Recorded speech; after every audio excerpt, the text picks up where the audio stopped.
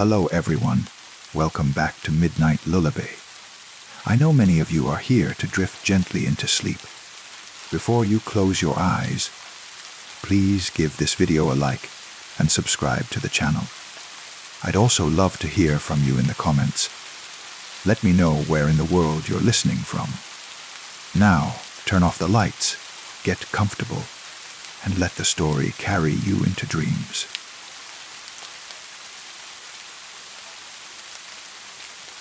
The hotel clerk looked at me strangely when I asked about the room. Not suspicious exactly, more like concerned, or perhaps pitying. It was hard to tell in the dim lighting of the lobby, with shadows pooling in the corners and the old chandelier casting more gloom than illumination. "We don't usually rent that room," she said, her fingers hovering over the keyboard. She was young, maybe 20, with tired eyes that suggested too many night shifts. "It's not really part of our regular inventory."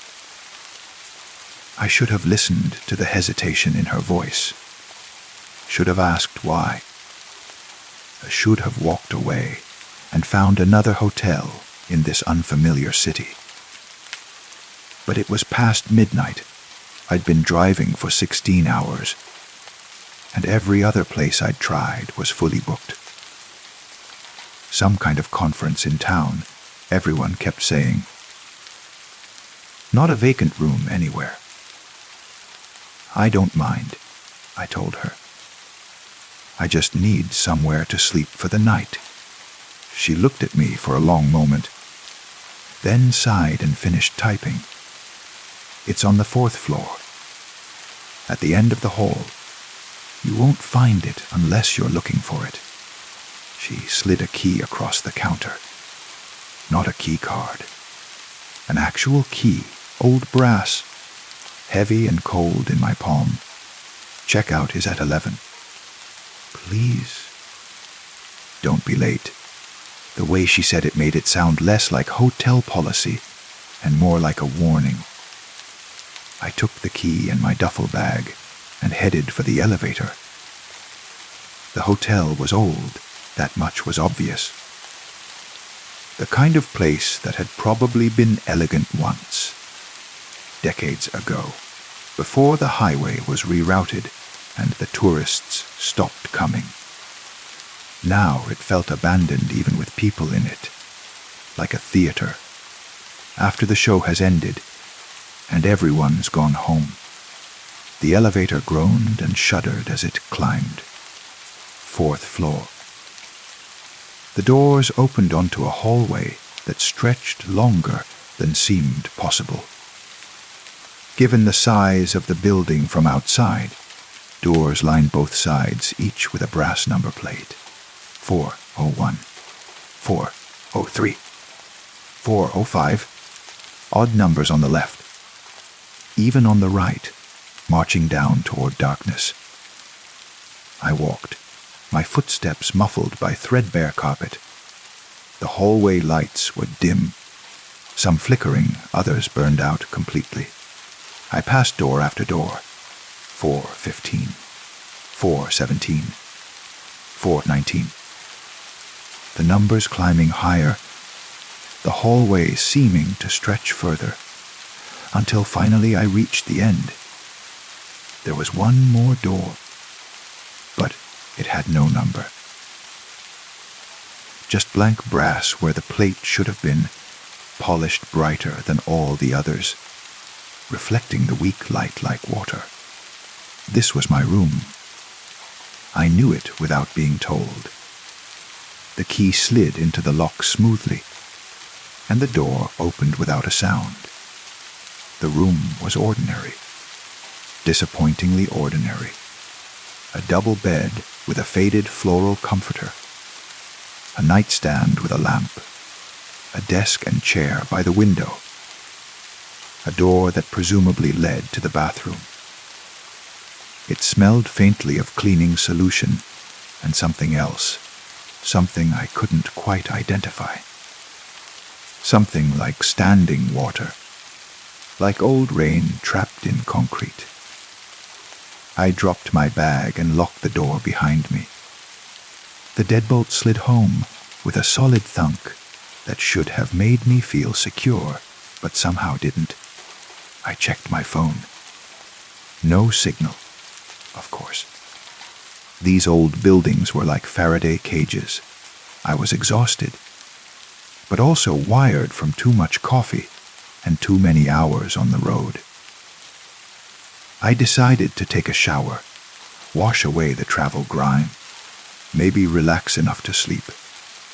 The bathroom was small but clean. White tile, white tub, white sink. A mirror above the sink showed me looking haggard and worn. I turned on the shower and waited for the water to warm up. That's when I heard it. A sound from the other side of the bathroom wall. The sound of water running. Not my shower, which was still just beginning to steam. This was different. This was behind the wall, in whatever room lay beyond. I could hear it clearly through the thin barrier. Water running, like a faucet left on full blast.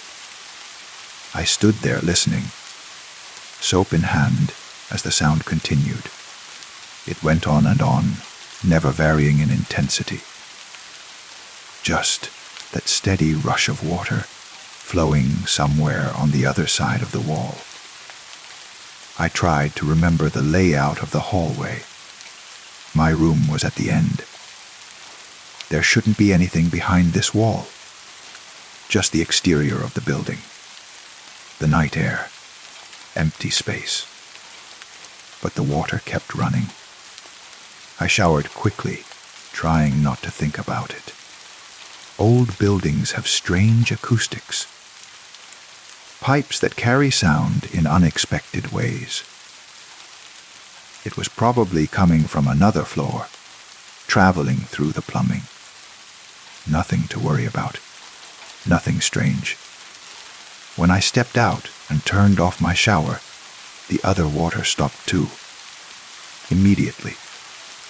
As if it had only been waiting for me to finish.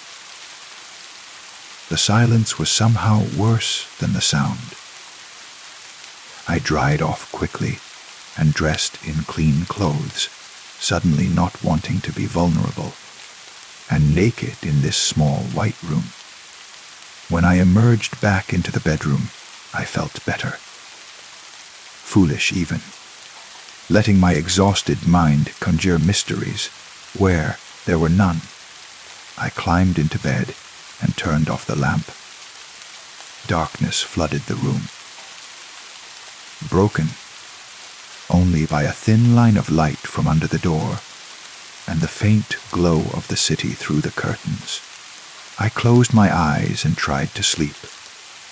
The water started again. Not in the bathroom this time. Right behind me. Right behind the headboard of the bed. I could hear it clearly, that steady rushing sound. Like someone running a bath in the middle of the night. Like someone filling and filling and filling a tub that never overflowed. I opened my eyes but didn't move. The darkness pressed close and the sound filled my ears.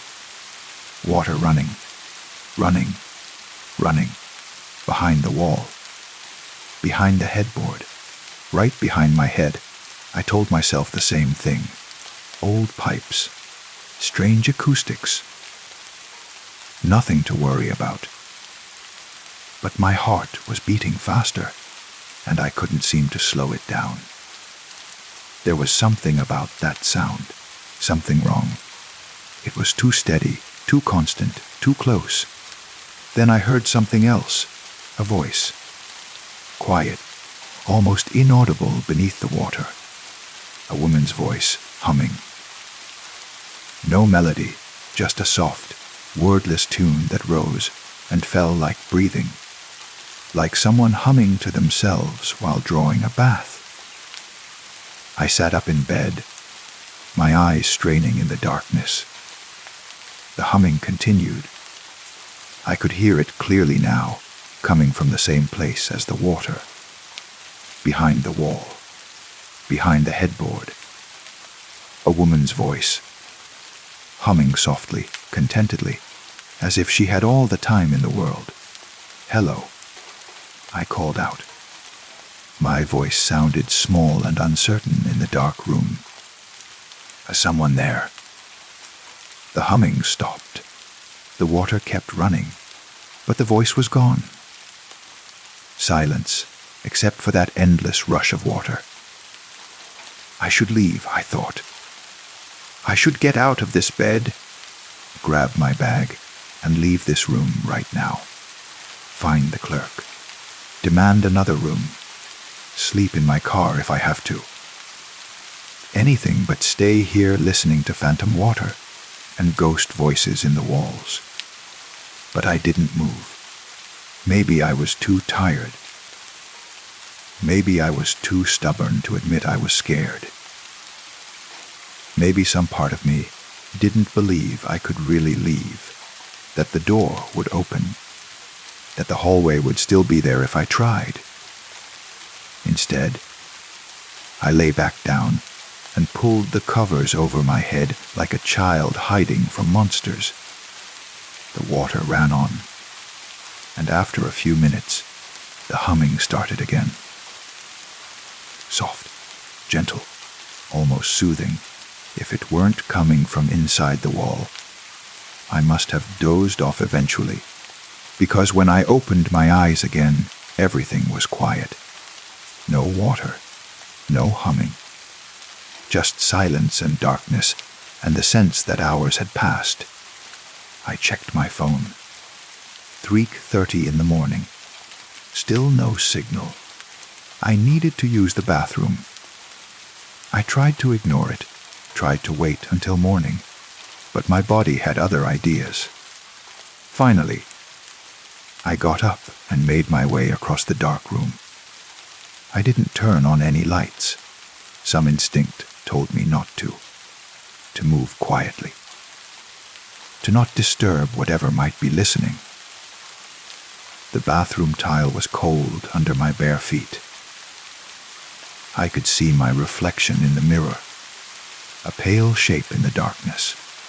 I took care of business quickly, washed my hands, reached for the door. Then I noticed the tub. It was full. Full of water right to the brim, perfectly still and clear. I hadn't filled it. I'd only taken a shower. But there it was, full enough that one more drop would send it spilling over the white rim onto the floor. My hand was still on the light switch. I should turn it on, I thought. I should turn on the light and look at this properly. See what's really there. But I couldn't make myself flip that switch. Couldn't bear the thought of what I might see in the full light, because there was something in the water. I could see it even in the darkness. A shape. A shadow beneath the surface. Something that looked almost like a person, curled up at the bottom of the tub, knees drawn to chest, arms wrapped around legs, perfectly still, perfectly silent. I backed out of the bathroom. Slowly, carefully, my hand found the doorknob and pulled it shut. I stood in the bedroom breathing hard, my heart hammering against my ribs. It's not real. It's not real. You're overtired and seeing things. It's just shadows. Just your imagination. Just the bathroom door opened. Slowly, smoothly, without a sound. I could see into the dark space beyond. Could see the white shape of the tub. And the tub was empty now. No water. No shadow beneath the surface. Just an empty tub with a few drops clinging to the porcelain. catching what little light filtered through from the bedroom. Something dripped. Once, twice, 3 times. Not from the faucet, from somewhere else. Somewhere I couldn't see. I wanted to close that door. Needed to close it, but I couldn't move. Couldn't look away. Couldn't do anything but stand there and stare into the darkness of the bathroom and listen to that slow, steady dripping. Drip, drip. Then I saw her, just for a moment, just a glimpse. A woman standing in the bathroom, between me and the tub. She was soaking wet, water streaming from her hair, her clothes pooling on the floor around her bare feet. Her face was pale, too pale, and her eyes were open, staring at me with an expression I couldn't read. Not angry, not sad, just aware, looking at me, seeing me. I slammed the door shut. The sound was loud in the quiet room, loud enough to wake anyone on this floor. But no one came. No one knocked to complain. The hotel remained silent, except for my own ragged breathing. I grabbed my bag. I grabbed the key. I ran for the door to the hallway, twisted the deadbolt, turned the handle. It didn't open. The door wouldn't budge. I pulled harder, twisted the handle back and forth, but it was as if the door had been sealed shut, or as if something on the other side was holding it closed. Behind me, water began running again. In the bathroom, in the walls, everywhere and nowhere. The sound filled the room, filled my ears, until I couldn't think of anything else. Water, running, flowing, rising. I turned back to look at the bathroom door. It was open again, and water was coming out. Not flooding, not gushing, but seeping. Spreading slowly across the floor, dark and glistening in the dim light. It moved toward me like something alive, like something with purpose. The woman was there again, standing in the bathroom doorway. Water still streaming from her hair, her clothes, but she was clearer now. More solid, more real. She took a step forward, into the bedroom. Her foot came down in the spreading water without a sound. She opened her mouth, and water poured out. Not a trickle, a flood. It cascaded down her chin, her chest, splashing onto the floor, adding to the dark pool spreading toward me. But she didn't choke, didn't gasp. Just stood there with water flowing from her mouth, like an open faucet, staring at me with those pale, aware eyes. I backed against the door, still pulling at the handle, but it wouldn't move. Wouldn't open. I was trapped. Trapped in this room at the end of the hall. This room with no number. This room the clerk said they don't usually rent. The woman took another step forward. The water on the floor was ankle, deep now, cold against my feet. Or she was close enough that I could see her clearly. Could see her skin, wrinkled and pale, like she'd been submerged for days. Could see her hair dark and wet, clinging to her face. Could see her eyes, clouded and dead, but still somehow looking at me. Seeing me, she reached out one dripping hand. Her fingers were long, pruned, the nails blue. She reached for my face, for my cheek, moving with the slow inevitability of rising water. I couldn't move, couldn't scream, could only watch as her hand came closer and closer, and someone knocked on the door.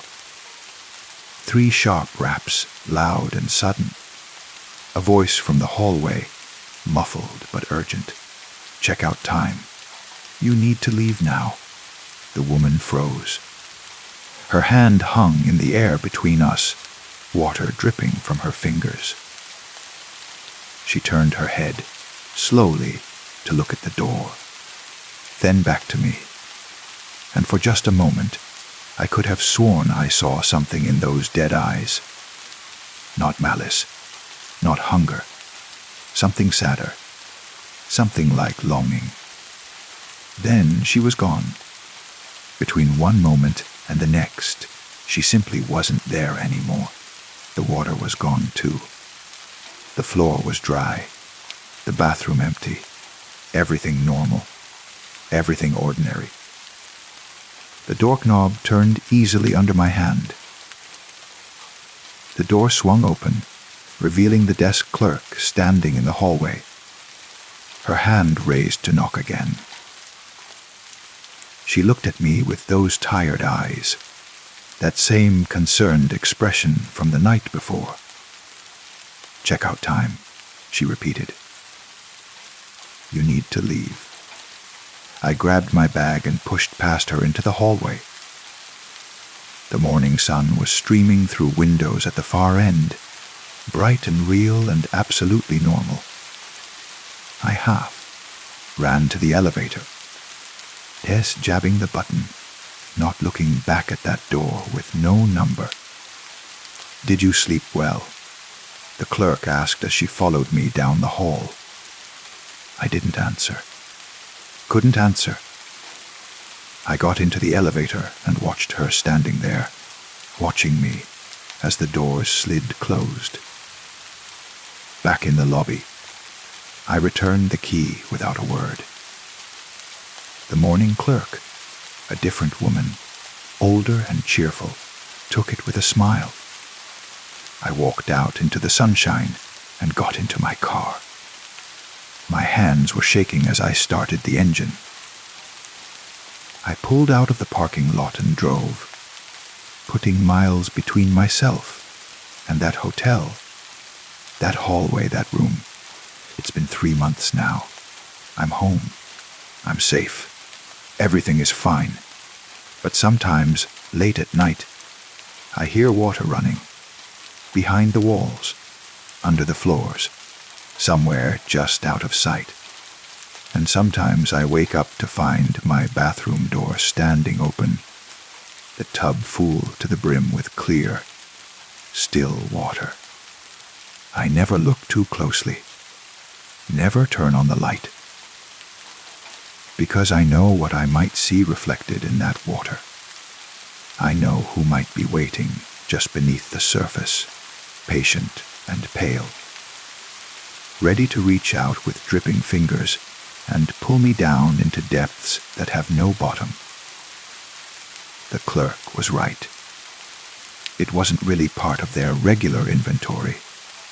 It was something else, something set apart. A room for people like me who are too tired to ask questions, too desperate to walk away, too foolish to recognize a warning when they hear one. A room with no number. A room where the water never stops running. A room where she waits, dripping and patient, for the next guest who won't be checking out at 11. Story 2. I bought the house in October, just as the leaves were beginning to turn. It was a small place, nothing grand, but it had a yard. A real yard with grass and flower beds and an old oak tree that dominated the back corner like a silent guardian. The realtor had mentioned the tree several times, calling it a mature specimen and a rare feature for the neighborhood. She'd smiled when she said it, as if the tree were a selling point, a gift included with the property. I didn't pay much attention to it during the inspection. It was just a tree, tall, thick trunk, with branches that spread wide and created a canopy of shade that probably made the summer afternoons bearable. The leaves were just starting to yellow, and there was something peaceful about the way it stood there, solid and permanent. A living thing that had been in this spot longer than I'd been alive. It wasn't until after I'd moved in, after I'd spent a week unpacking boxes and arranging furniture and learning the sounds of my new home, that I really looked at the tree. I was standing at the kitchen window, coffee in hand, watching the sunrise paint the yard in shades of amber and gold.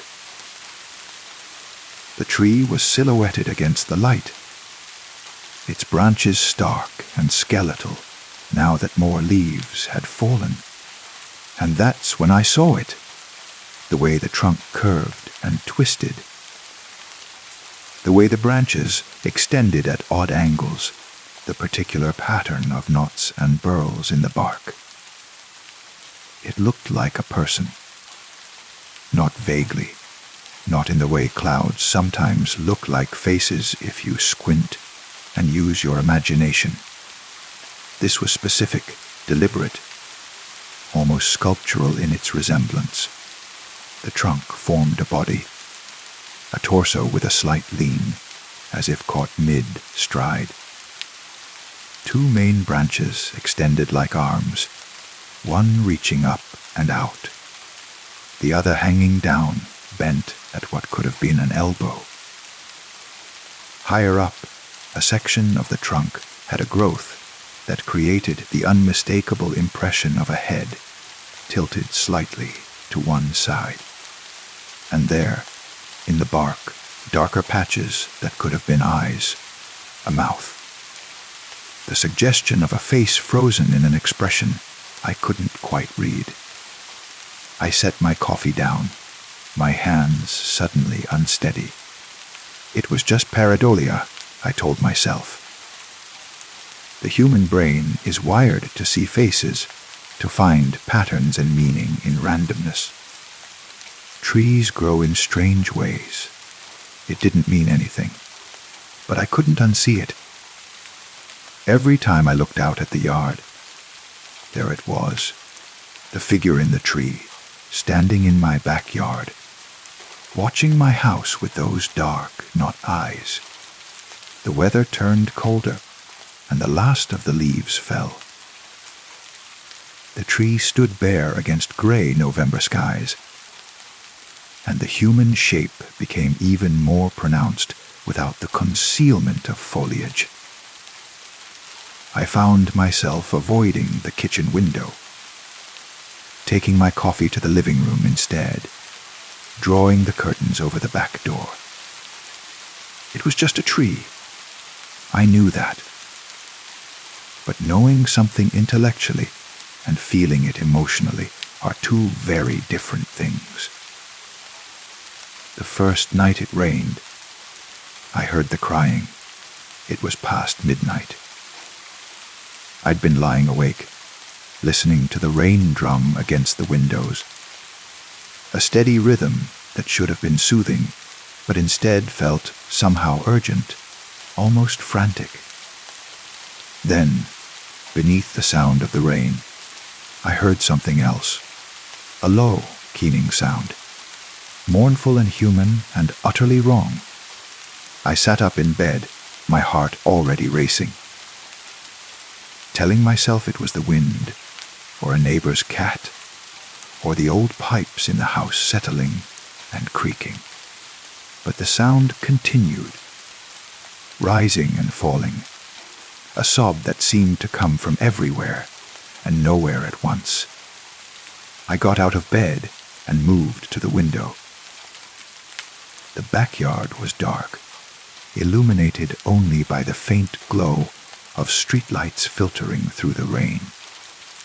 But I could see the tree, a darker shape against the darkness, its branches swaying in the wind. And the crying was coming from it.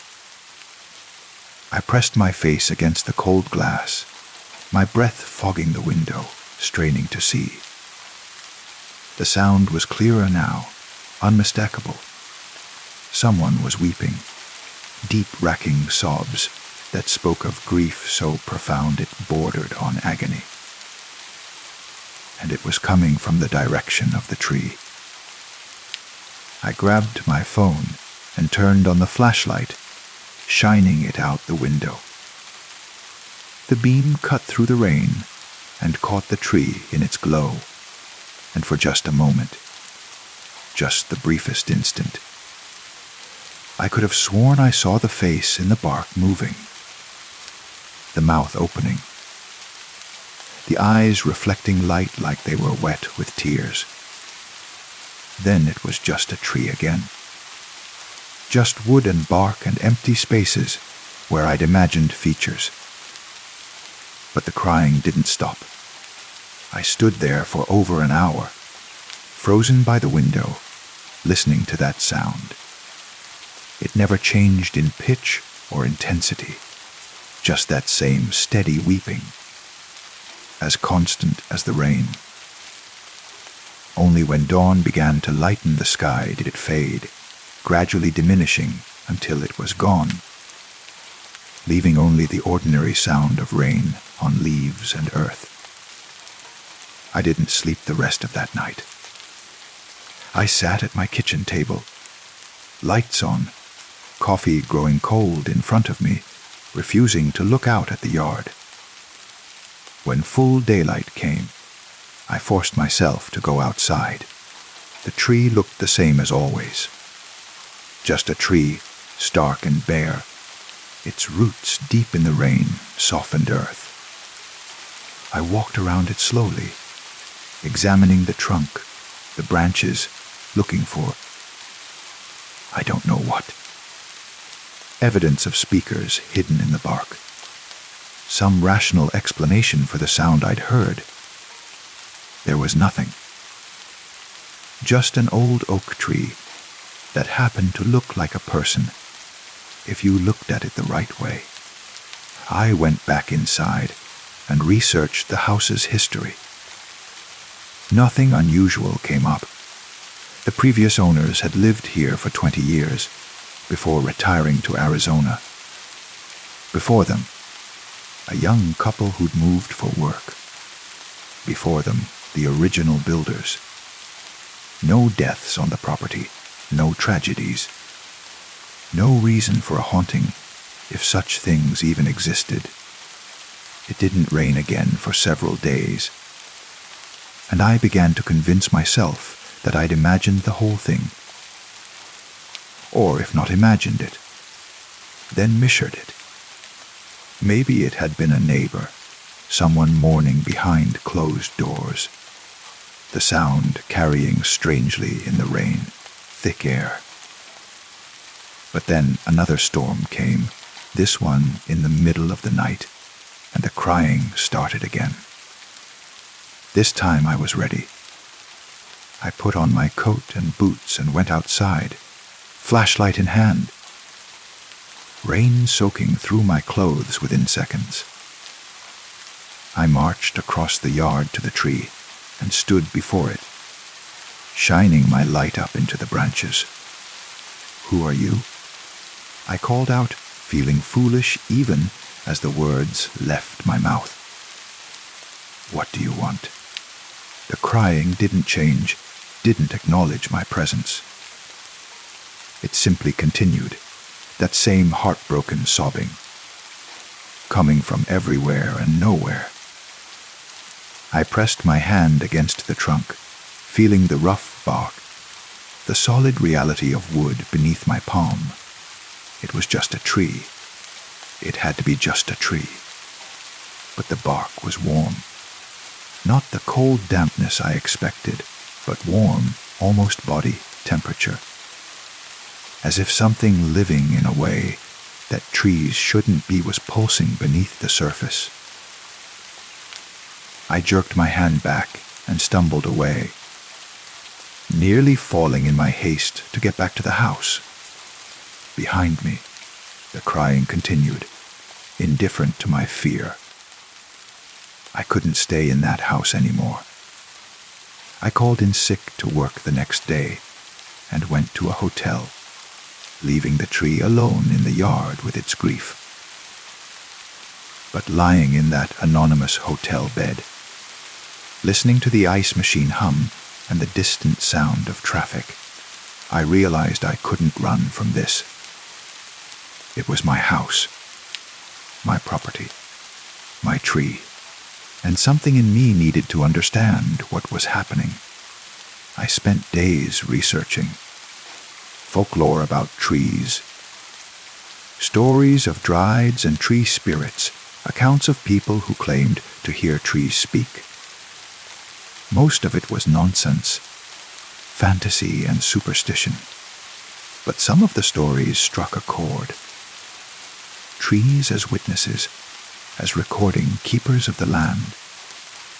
Trees that remembered trauma, that held onto echoes of strong emotions, like tape recorders made of wood and time. What had happened in my backyard? What had the tree witnessed that left it weeping when the rain fell? I tried talking to the neighbors, casual conversations over fences, asking about the history of the area. Most of them were new like me, or knew only the surface facts about the neighborhood. But there was one old man, 3 houses down, who'd lived here since he was a child. That tree, he said when I mentioned it, his eyes going distant. That tree was there when I was a boy. My grandfather used to say it was bad luck to cut it down, said it grew from sorrow. What does that mean? I asked, my throat tight. He shook his head. Old man talk. He never explained it. But he always looked sad when he mentioned that tree. That night, it rained again. And this time, I didn't hide inside. I stood at the window and listened to the crying, really listened, trying to understand what it was expressing. It wasn't just sadness, I realized. There was longing in it, desperation. The sound of someone reaching out and finding nothing to hold on to. The sound of someone who'd been alone for far too long. I found myself crying too, standing there in the dark, tears running down my face for reasons I couldn't fully name. The tree's grief was infectious, or perhaps it was simply exposing something in me. The loneliness of moving to a new place, the isolation of living alone, the strange dissociation of trying to make a home in a space that didn't yet feel like mine. I hear you. I whispered to the glass, to the rain, to the tree beyond. I hear you. The crying didn't stop, but something shifted. Some quality in the sound changed, becoming less hopeless, more aware, as if it knew it was being heard. After that night, things changed between me and the tree. I stopped avoiding the yard. I started spending time near it, raking leaves. Sitting on a bench I placed nearby, sometimes just standing with my hand on the trunk. Feeling that strange warmth that pulsed beneath the bark when the rain fell, and the crying when it came. Felt less like a haunting and more like a conversation. An expression of something that needed expression. A voice that needed to be heard. I've been here for 6 months now. The tree has budded with spring, then filled with summer leaves. And now the cycle begins again, leaves turning gold and red, preparing to fall. Soon winter will come, and the tree will stand bare once more, its human shape stark against the sky. It still cries when it rains at night. But I don't fear it anymore. Last week, during a particularly heavy storm, I went outside and stood beneath the branches, letting the rain soak through my clothes, listening to that mournful sound. And I spoke to the tree, telling it about my day, my worries, my small triumphs and failures, silly things that probably meant nothing to a tree, if trees can understand anything at all. But when I finished speaking, the crying softened, just for a moment. It almost sounded like a sigh, like the sound of someone who'd been heard and understood, if only partially. I don't know what the tree is. I don't know if it's truly alive in some way beyond the biological, or if I'm simply projecting meaning onto natural phenomena. Maybe the crying is just wind through hollow branches, and the warmth is just my imagination, and the human shape in the trunk is coincidence and pattern recognition. But I don't think so. I think something happened here, years or decades or centuries ago. Something that left an impression, a stain, an echo that the tree absorbed and holds on to even now. Think it witnessed something terrible, or experienced something it has no other way to express except through this crying when the rain falls and the barriers between worlds grow thin. And I think it's been waiting all this time for someone to listen. Tonight, the forecast calls for rain. Heavy storms moving in after midnight. I won't be sleeping, but that's all right. I'll make coffee and stand at the window, or maybe go outside beneath the branches, and I'll listen to the tree weep. I'll bear witness to whatever sorrow it carries, because that's what we do for each other. We carry grief together so that no one has to hold it alone. The tree looks more human every day. Or perhaps I'm simply learning to see what was always there. The way the branches move sometimes seems deliberate, reaching. The face in the bark grows more distinct with each passing season.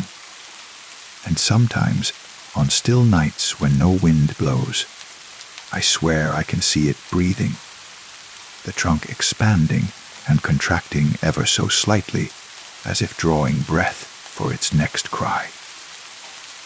I should be frightened. I should call someone, an arborist, a priest, a psychologist. I should have the tree cut down and removed. Should fill that corner of the yard with something safe and ordinary and undeniably not human. But I won't, because I'm not afraid anymore. The tree isn't threatening me. It's simply existing, holding on to something it can't release, expressing pain in the only way it knows how. And there's something beautiful about that, in its way. Something honest. We all carry grief. We all hold on to sorrows we can't quite name or understand. The tree is just more obvious about it, but more literal in its expression. But aren't we all just trying to be heard? Aren't we all crying out in our own ways, hoping someone will stop and listen? The clouds are building outside now. The first drops are beginning to fall. I can see the tree through the window, standing patient and eternal in its corner of the yard, waiting. Soon it will cry, and I will listen. That's all either of us can do, really. The tree with its endless sorrow, and me with my inadequate witness. But maybe that's enough. Maybe being heard, even imperfectly, even by someone who doesn't fully understand, is all any of us really need. The rain is falling harder now. I can already hear it beginning. The weeping has started. Story 3. We found the well on the third day of summer vacation. Me, Tommy, and Sarah. 3 kids with nothing to do, and all the time in the world to do it. The woods behind Sarah's house stretched for miles, thick with oak and pine, and the kind of shadowy spaces that made you believe in things you couldn't see. The well wasn't on any trail.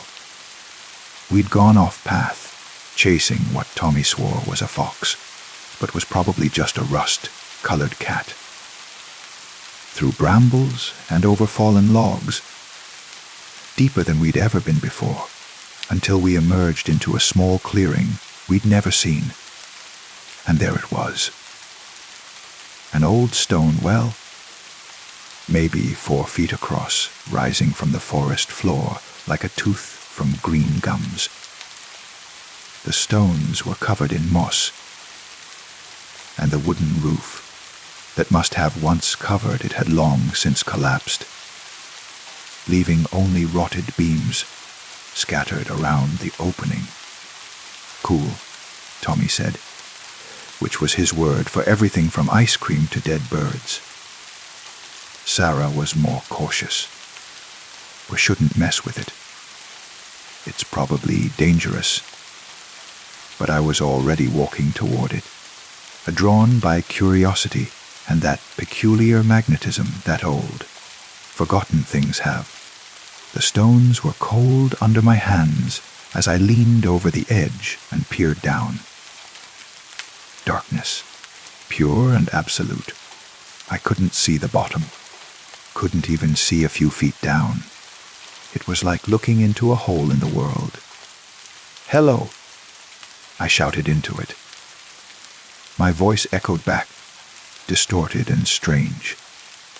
Hello, low, low, low. But underneath the echo, there was something else.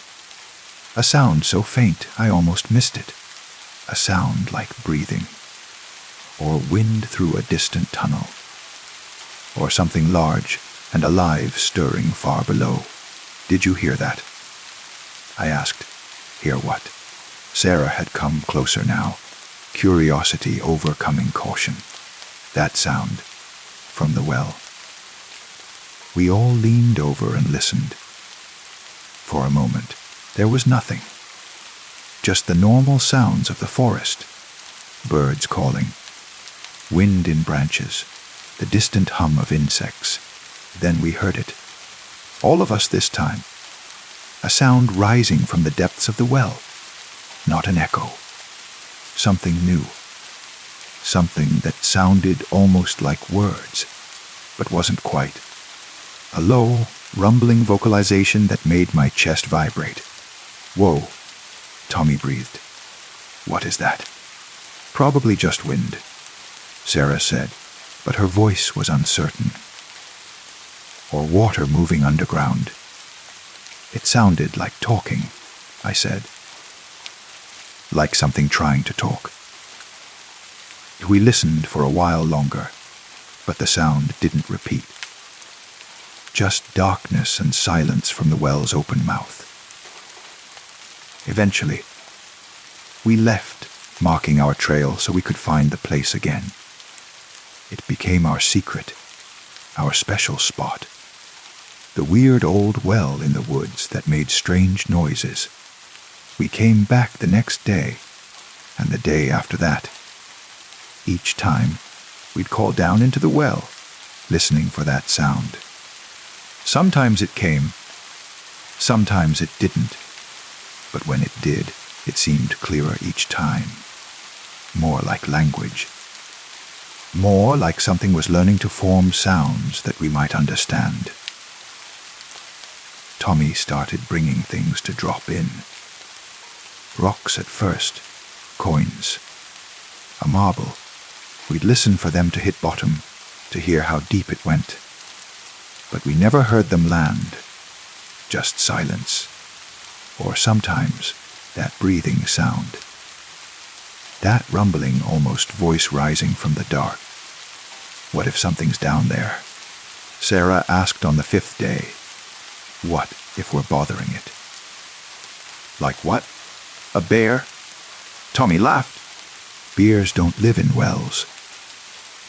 I don't mean a bear, Sarah said quietly. We all knew what she meant.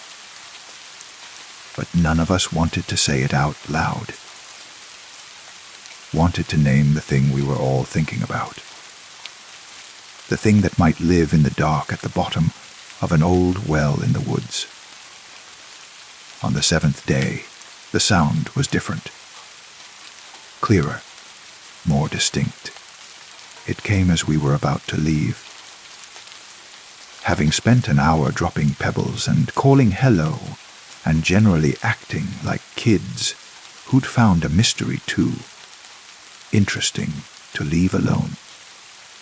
The sound rose from the well, and this time there was no mistaking it for wind or water or anything natural. It was a voice, rough and strange and wrong in ways I couldn't articulate, but definitely a voice. And it said, "Come closer." We froze, all 3 of us staring at that dark opening. Did it just, Tommy started. Yeah, I said. It talked. We should go? Sarah said. We should go right now? But we didn't. We stood there, transfixed, waiting to see if it would speak again. It did. Come closer. Come see. The voice was layered somehow, like multiple voices speaking in unison, but not quite together. Some higher, some lower, all blending into something that was almost human but not. Almost words but not quite. Hello, I called down. Who's down there? Silence. Then, friend. Come closer, friend. Tommy laughed, but it was a nervous sound. It thinks we're friends. It's trying to lure us, Sarah said. My grandma told me stories like this. About things in wells and caves and dark places. Things that call to you.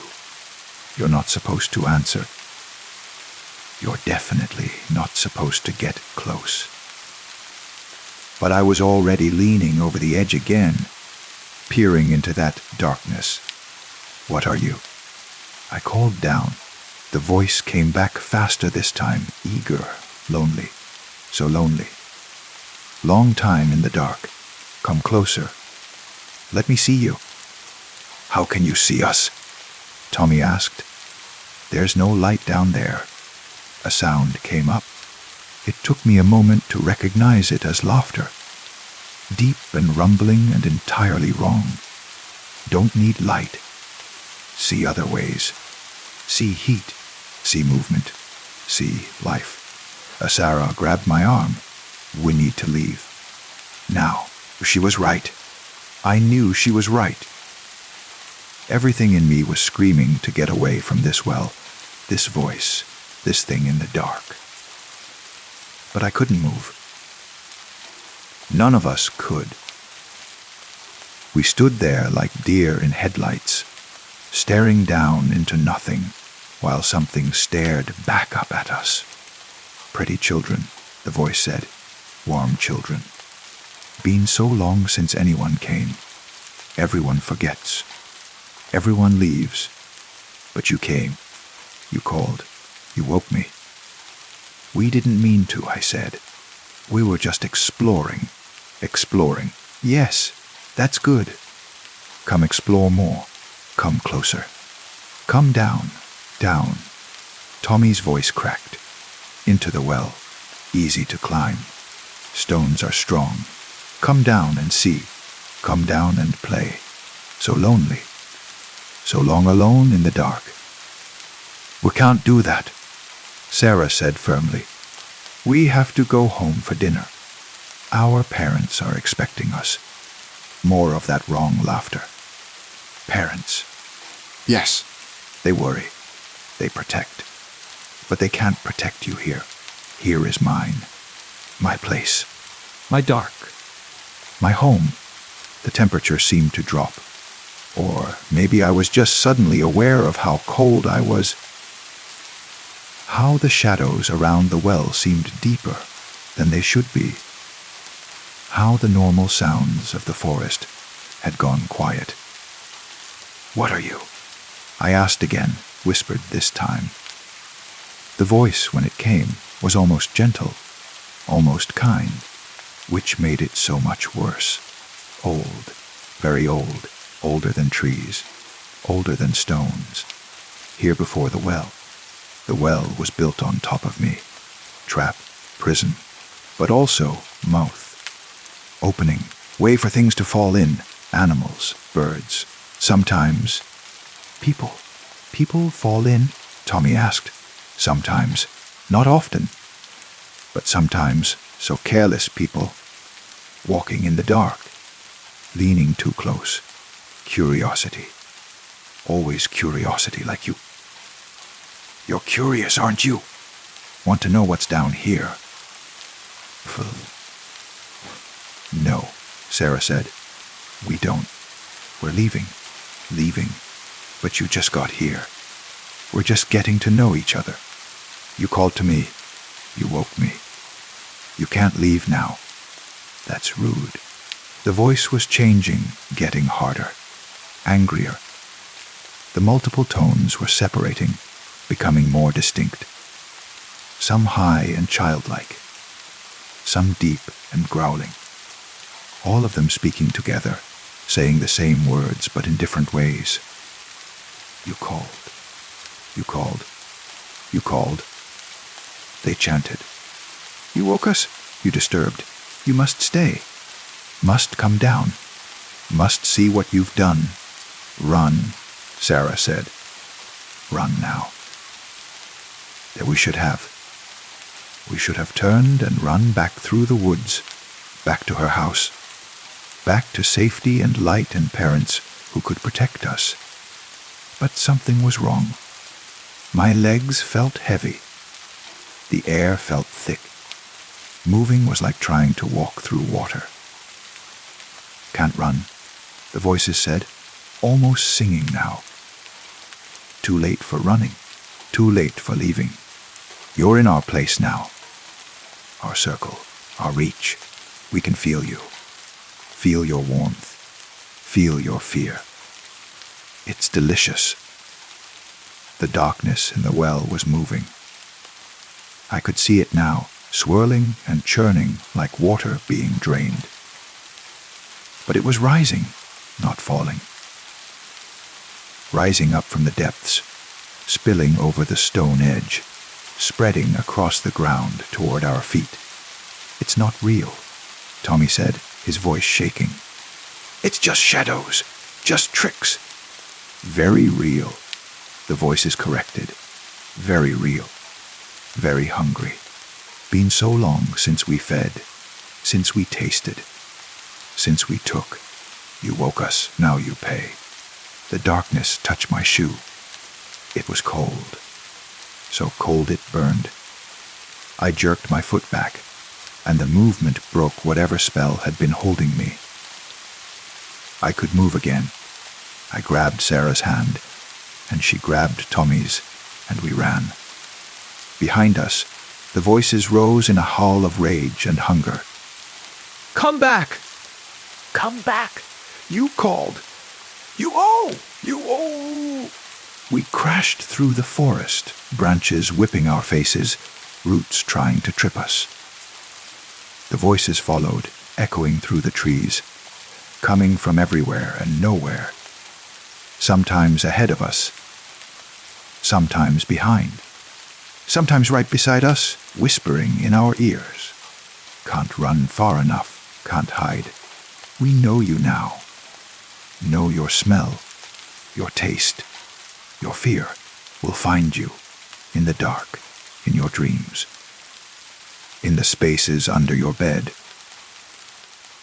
and we burst out of the woods into Sarah's backyard, gasping and crying and covered in scratches. The voices cut off abruptly, as if we'd crossed some invisible line. We looked back at the tree line, dark and still in the evening light, and saw nothing. No pursuing darkness, no moving shadows, just normal woods. But we could feel them, watching, waiting. We told our parents we'd gotten lost and scratched up in the brambles. They scolded us for being careless, but weren't too worried. Kids get scratched up in the woods. It happens. We promised each other we'd never go back. Never talk about it. Never even think about the well or the voices or what we'd awakened in the dark. We'd pretend it never happened. We'd forget. But you can't forget something like that. Can't unhear those voices. Can't unfeel the cold darkness touching your skin. And they didn't forget us either. It started small. Shadows in our rooms that moved wrong. Sounds in the night that might have been wind but weren't. Dreams of falling into darkness, of voices calling our names, of something cold and hungry wrapping around us and pulling us down, down, down. Tommy was the first to go back. He told me later he hadn't meant to. He'd just been walking in the woods, taking his normal trail, and found himself at the well, as if his feet had carried him there without his mind's permission. As if the well had called and his body had answered. He'd looked down into the darkness and heard the voices again. Softer now, gentler. You came back. We knew you would. It's all right. We're not angry. We understand. You were scared, but there's nothing to fear. Come closer. Come see. It's not so bad down here. It's peaceful, quiet, safe. He'd leaned over the edge just to see, just to prove to himself it was nothing. And he'd seen something. Down in the darkness. A light, faint and blue and somehow inviting. Like a lantern held by someone waiting. Come down. The voices whispered. Come see. Come home. Tommy said he'd almost done it. Almost swung his legs over the edge and started climbing down those stone walls toward that light. But something stopped him. Some last shred of self-preservation. He'd pulled back and run, and this time the voices had let him go. Had even laughed as he fled. A knowing laugh. A patient laugh. He'll be back, they said. They always come back. Sarah was next. She woke up one night to find herself standing in her backyard in her pajamas, facing the woods. She had no memory of leaving her bed, of walking downstairs, of opening the back door. Just suddenly being aware that she was outside in the dark and the woods were calling. Sarah, the voices whispered from the trees. Sarah, come play. Come see. Come down. We're waiting. We're always waiting. As she'd screamed, and her parents had come running, and they'd taken her inside and locked all the doors and turned on all the lights. But she could still hear them, even through walls, even through glass, even over her own heartbeat. The voices calling her name. I'm the last one still resisting, but I can feel my resolve weakening. Every night I dream of the well. Every day I think about going back. Just once more, just to look, just to prove to myself it's not as bad as I remember. Because maybe it wasn't. Maybe we overreacted. Maybe those voices were just lonely, like they said. Maybe they just wanted company. Maybe if we'd been braver, if we'd climbed down, if we'd seen what was really there, everything would have been fine. That's what I tell myself. That's what the voices whisper. When I'm almost asleep, in that space between waking and dreaming where truth and lies blur together. Come back. They say, come see. Come home, we're waiting. We're always waiting, and we have so much to show you. I know I'm going to go. Maybe tonight. Maybe tomorrow. But soon. The pull is too strong. The curiosity too powerful. I need to know what's down there. Need to see that blue light Tommy described. Need to understand what we woke up that day in the woods. Tommy says he's going back too. He calls me every day, and we talk about it. About how maybe it wouldn't be so bad. About how maybe the voices are right. About how maybe we belong down there in the dark. Sarah doesn't call anymore. Her parents say she's sick, that she needs rest, that she's not allowed visitors. But I saw her yesterday, standing at the edge of the woods behind her house. Just standing there, staring into the trees. Swaying slightly, like she was listening to music only she could hear. When I called her name, she didn't turn around, just kept staring into the woods. And from where I stood, I could hear them too. Faint but clear. The voices from the well, calling, always calling. Come see. Come down. Come down. Come down. It's almost dawn now. I've been writing this all night. Trying to make sense of it. Trying to talk myself out of it. But I can feel them pulling. Feel the well calling. Feel the darkness reaching across miles and trees and time to wrap around me and draw me back. Tommy will be there. I know he will. And Sarah. And whatever is waiting at the bottom of that well, in the dark, in the cold, in the place we should never have disturbed. But I'm going anyway, because I have to. Because the voices are right about one thing. Once you call to the dark, once you wake what sleeps in it, you can't ever really leave. Part of you stays there. Part of you belongs there. And eventually, the rest of you follows. I can hear them now, even though I'm in my room with the door locked and the windows shut. Hear them calling my name. Hear them promising. Hear them waiting. Come home. Come down. Come see what we've become. Come see what you'll become. Come down. Come down. Come down. I'm going. I'm going to the woods. I'm going to the well. I'm going to climb down those cold stone walls into the darkness and see what's waiting there, with that blue light and those many voices and that endless hunger. And maybe I'll find Tommy and Sarah already there. Maybe we'll all be together again, in the dark, in the cold, in the deep. Maybe it won't be so bad. Maybe the voices are telling the truth when they say it's peaceful down there. Quiet. Safe. Or maybe they're lying. Maybe it's exactly as terrible as we feared. Maybe it's worse. But I'm going to find out. Because I can't resist anymore. Can't fight anymore.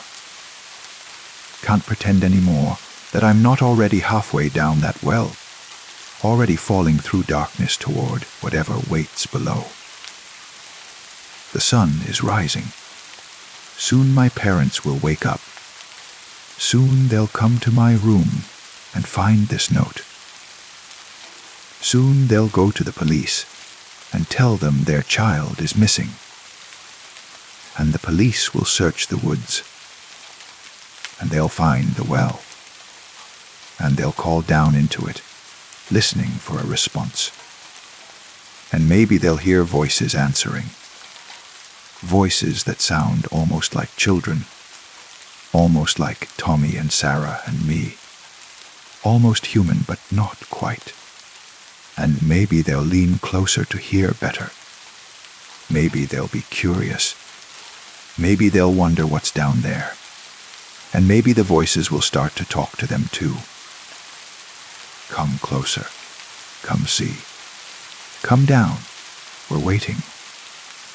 We're always waiting. And there's always room for more in the dark. Story 4. I first noticed the cat on a Tuesday evening in late October.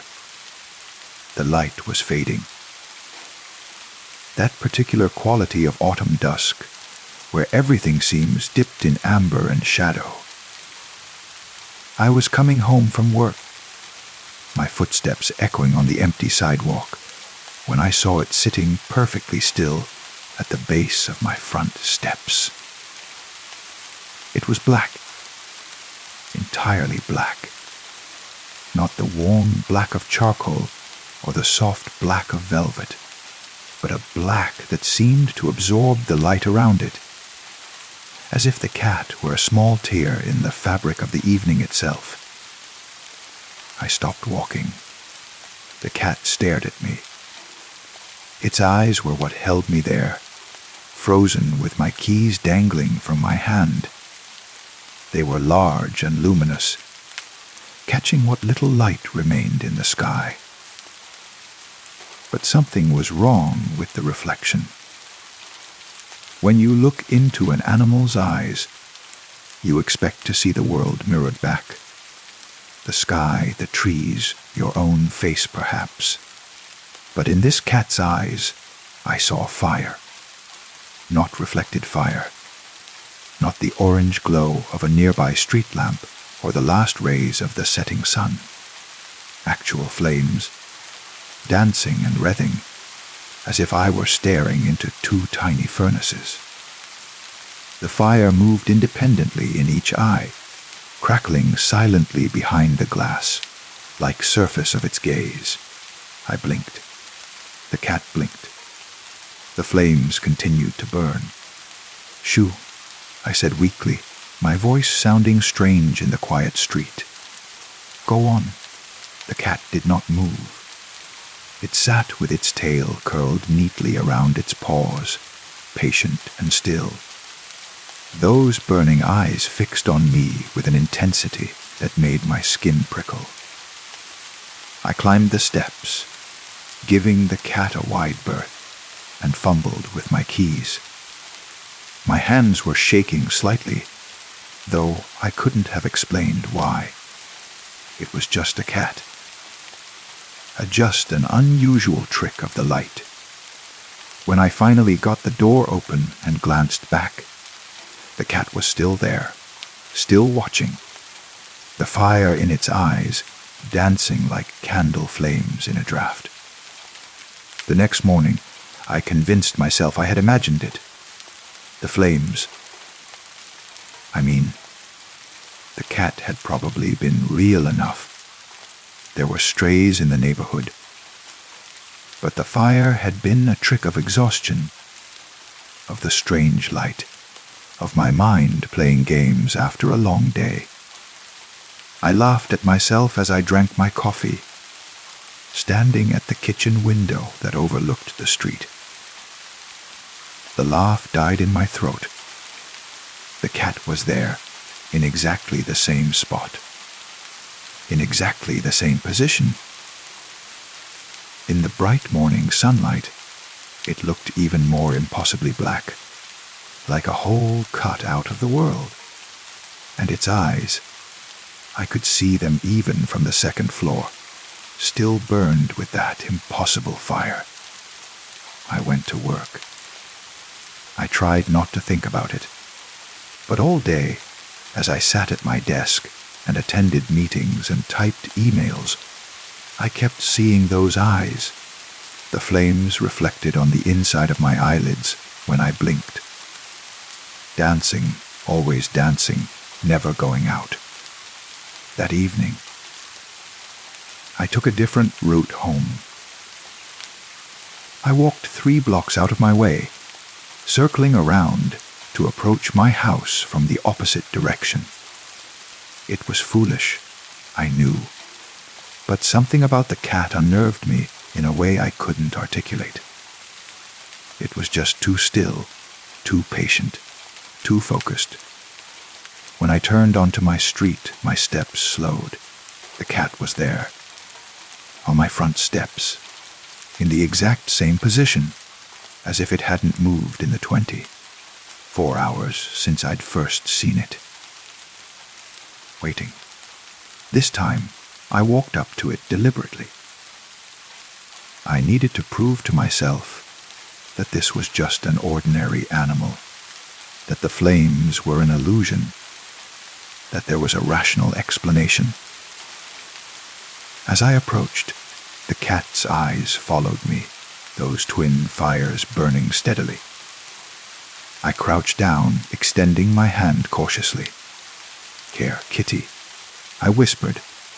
The cat's pupils dilated slightly, and for a moment, the flames seemed to roar higher, brighter. I could feel heat on my face, or was I imagining that too? The cat leaned forward, and I thought it might let me touch it, might break this strange spell with the simple reality of warm fur and solid bone. Instead, it opened its mouth. No sound came out. Its mouth simply opened, wider than seemed natural, and inside I saw not a pink tongue and white teeth, but more fire. Fire burning in the hollow of its throat, as if the cat were made of flame on the inside, as if its black fur were just a container holding an inferno. I jerked back, stumbling on the steps, and the cat closed its mouth with a soft click. It stood, stretched with feline grace, and walked away down the sidewalk, its movements fluid and unhurried. I watched it disappear around the corner, my heart hammering against my ribs. That night I couldn't sleep. I lay in bed, staring at the ceiling, trying to rationalize what I'd seen. A trick of the light, a reflection. Something wrong with my eyes, maybe. Should I see a doctor? But even as I cycled through these explanations, I knew they were hollow. I had felt the heat. I had seen the fire in its throat. Around 3 a.m, I heard a sound. A soft scratching, rhythmic and patient, coming from downstairs. From my front door, I told myself not to go, to stay in bed, to pull the covers over my head, to wait for morning. But the scratching continued, steady and insistent, and finally I got up. I moved through my dark house like a ghost, drawn toward the sound against my better judgment. At the front door, I pressed my eye to the peephole. The cat sat on my doorstep, looking directly at the peephole, directly at my eye. In the fisheye distortion of the lens, its face looked wrong, stretched and strange. But its eyes were clear. The flames in them burned bright and steady, and as I watched, they grew brighter, hotter, larger. The scratching stopped. The cat tilted its head as if asking a question, and then it spoke. I don't mean it meowed or made cat sounds. I mean it spoke, in a voice that seemed to come from everywhere and nowhere, a voice that bypassed my ears and resonated directly in my skull. "Let me in," it said. "I've been waiting." I staggered back from the door, my hands over my ears, though I knew that wouldn't help. The voice wasn't coming from outside. It was inside me, threading through my thoughts like smoke. "Who are you?" I whispered to the empty hallway. "What do you want?" There was a pause. Then, softly, patiently, "You know who I am. You've always known. Every choice you've made, every lie you've told, every kindness you've withheld. I've been there, growing, waiting, burning. I closed my eyes, but that made it worse. Behind my eyelids, I saw the flames more clearly. They weren't just fire. They were memories. I saw myself at 8 years old, watching my sister cry over a broken toy I'd broken and blamed on her. I saw myself at 16, pretending not to notice the new kid at school being bullied. I saw myself last week, walking past the homeless woman outside the grocery store, meeting her eyes and then looking away, always looking away. Small things, ordinary cruelties. The kind everyone commits, the kind we forgive ourselves, for because everyone does them, because they don't really matter, because we're fundamentally good people, despite these minor failings. But they burn. They all burn. That's not fair, I said aloud, my voice breaking. Everyone makes mistakes. Everyone has regrets. You can't. I'm not here to judge, the voice said, and it sounded almost gentle. I'm here because you called me. Every time you looked away, every time you chose the easy path, every time you felt that small heat of shame and pushed it down, you were building me, feeding me, and now I'm full. I opened my eyes. Smoke was seeping under the door, curling up in delicate tendrils, carrying with it the smell of burning hair, burning paper, burning memories. What do you want? I asked again. Though I was afraid, I already knew the answer. The same thing you want, the cat said. To come home. The doorknob began to glow red, then white-hot. The paint bubbled and peeled. I watched, paralyzed, as the metal started to melt, droplets of liquid brass falling to the floor where they hissed and smoked. I could let it in. I could open the door, could face whatever this thing was, could let the fire come flooding in and burn away all those accumulated moments of weakness and cruelty and cowardice. Maybe that was what I deserved. Maybe that was what I needed. Or I could run. I could go out the back door, get in my car, drive until morning. Leave this house, this cat, this reckoning behind. Start over somewhere else. Tell myself it had all been a dream, a breakdown, anything but the truth. But even as I thought it, I knew the cat would follow. It had been following me all along, I realized. Every city I'd moved to, every new start, every attempt to leave my past behind. It had been there, patient and persistent, growing stronger with each evasion. The door began to crack, the wood splitting along the grain, light seeping through the fractures. Not the orange light of normal flame, but something brighter, hotter, closer to white. The light of truth, perhaps. The light of consequences deferred too long. I stood in my hallway and made a choice. I reached for the door. The neighbors found me the next morning, standing on my front lawn in my pajamas, staring at my house. They said I'd been there for hours, since before dawn, just standing and staring. They asked if I was all right, if I needed help, if I wanted them to call someone. I told them I was fine. I told them I'd locked myself out, that I'd been about to call a locksmith. They seemed to accept this, though Mrs. Chen from next door gave me a strange look. Like she wanted to say something, but thought better of it. When the locksmith opened my door, everything inside was normal, undisturbed. The door itself showed no signs of damage, no melted knob, no cracks. It looked exactly as it always had, but I knew what I'd seen, what I'd heard, what I'd chosen. I go to work now. I come home. I live my life, but I'm more careful now. When I see someone who needs help, I stop. When I have the chance to be kind, I take it. When I feel that small heat of shame rising, I don't push it down. I acknowledge it. I apologize.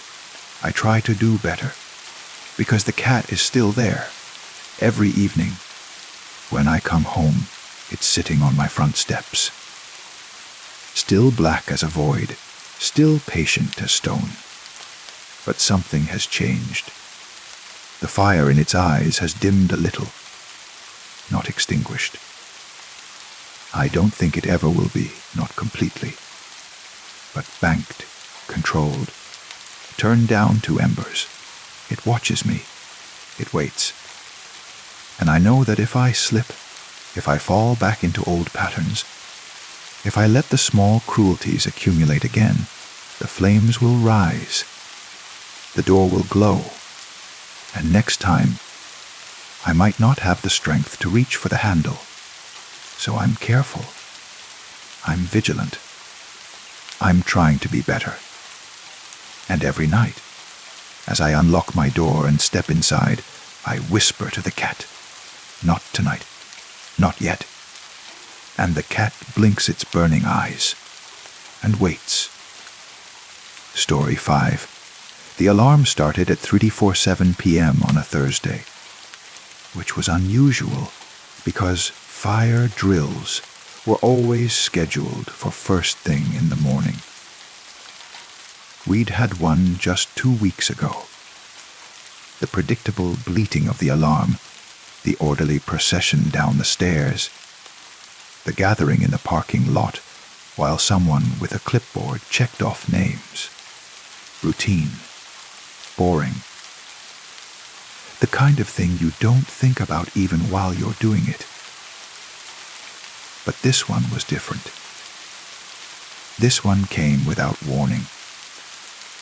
In the middle of the afternoon, when everyone was deep in their work. When the office had that particular quality of focused quiet that only happens in the hour before people start thinking about going home. The alarm shattered that quiet like a rock through glass. I looked up from my computer screen, disoriented.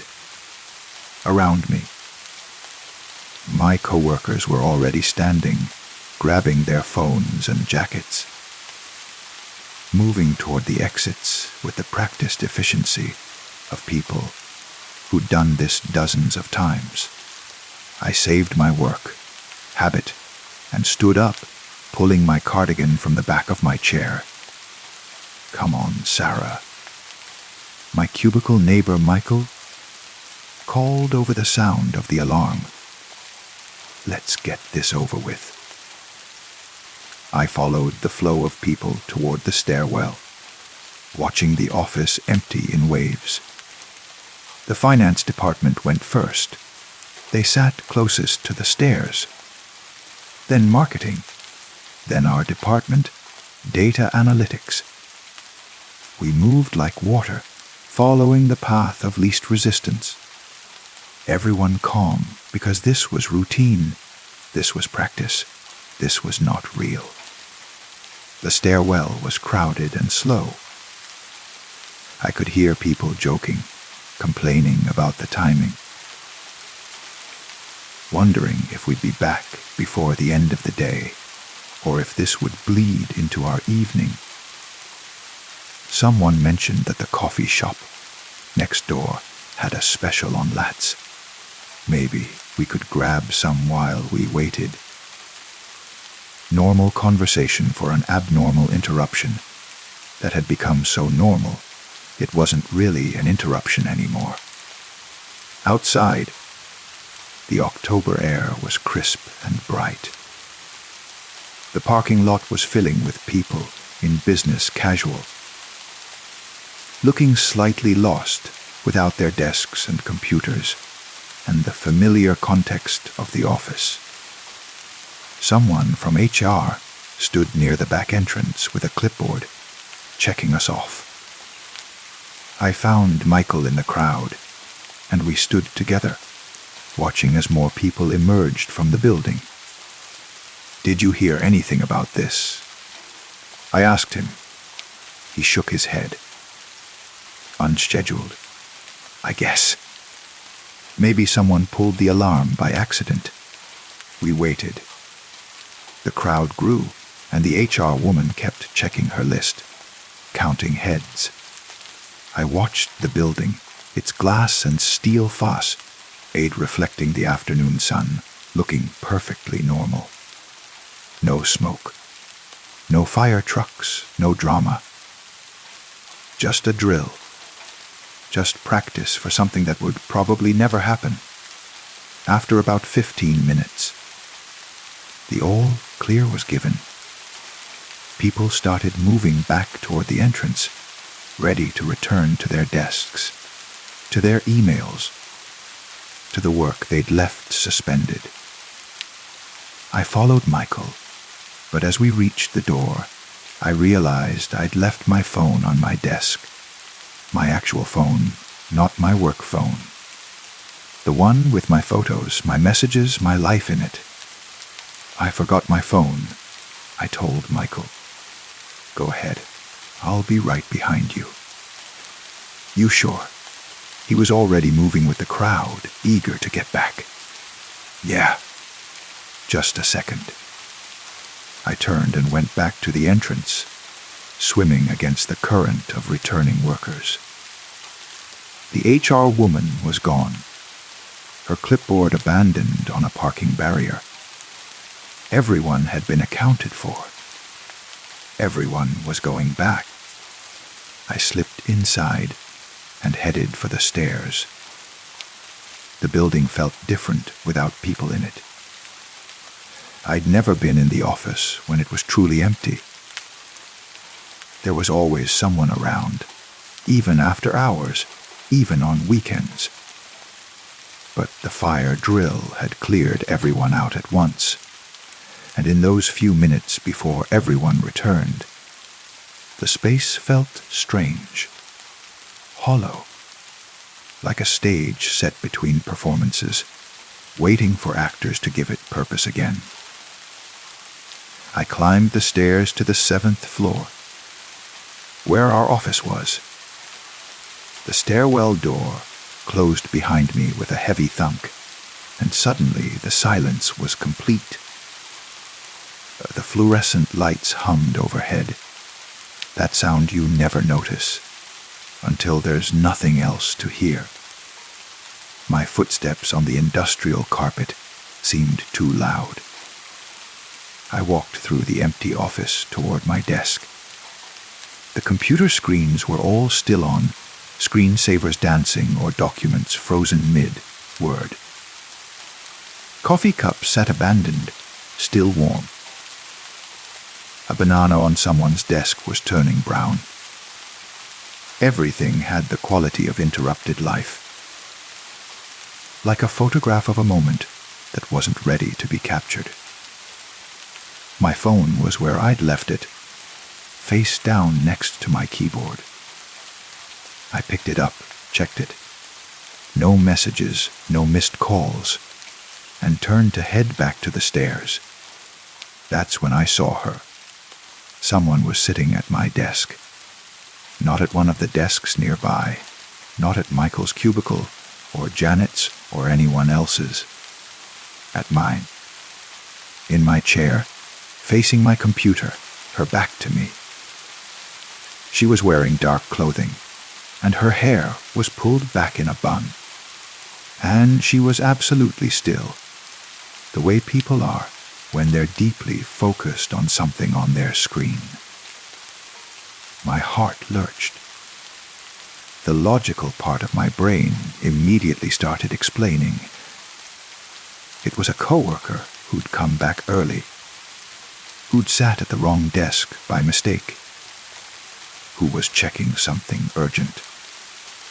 But the logical part of my brain was having trouble making itself heard over the sudden loud hammering of my pulse.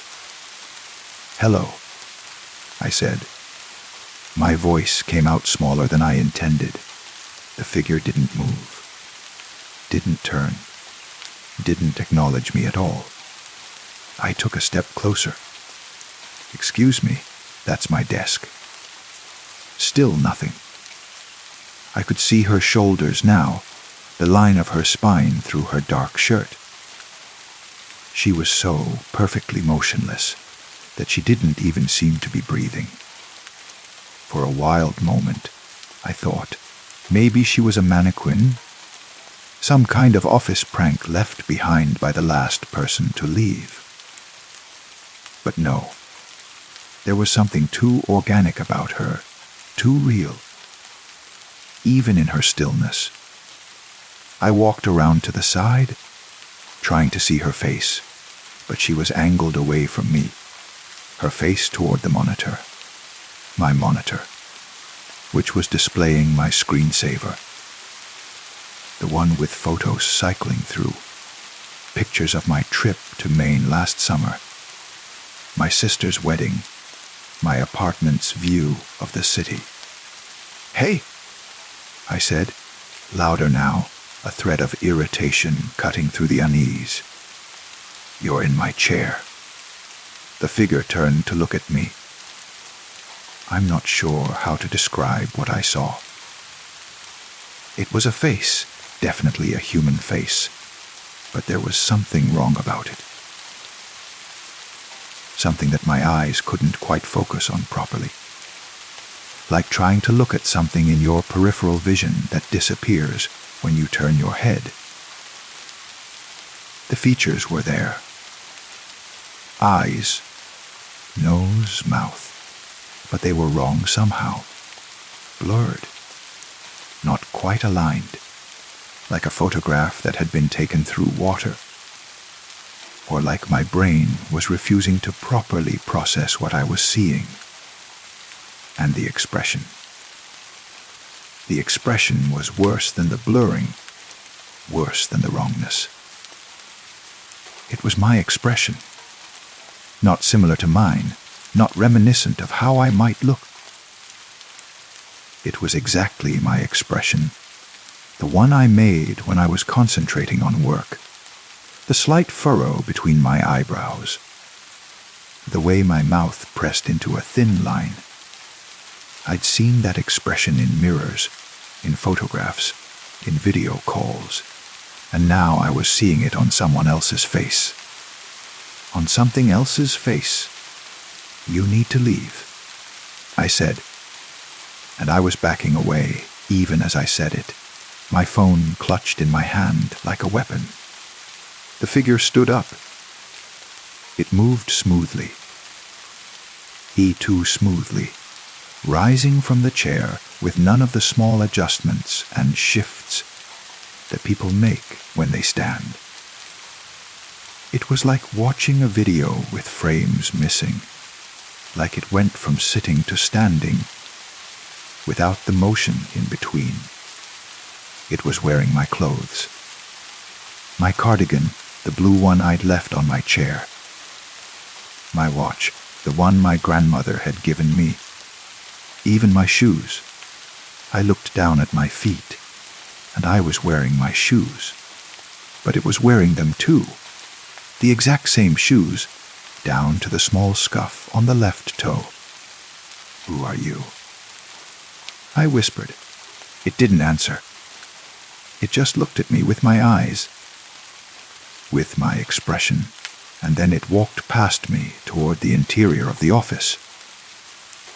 Not toward the exits, toward the stairwell where I needed to go, but deeper into the maze of cubicles and meeting rooms and the kitchen area. Walking with my gait, my slightly uneven steps from the ankle I'd sprained in college that never quite healed right. I should have run. Every instinct I had was screaming at me to run, to get out of the building, to find people and safety and witnesses. But instead, I followed it. I don't know why. Maybe because it was wearing my face and my clothes, and I needed to understand what that meant.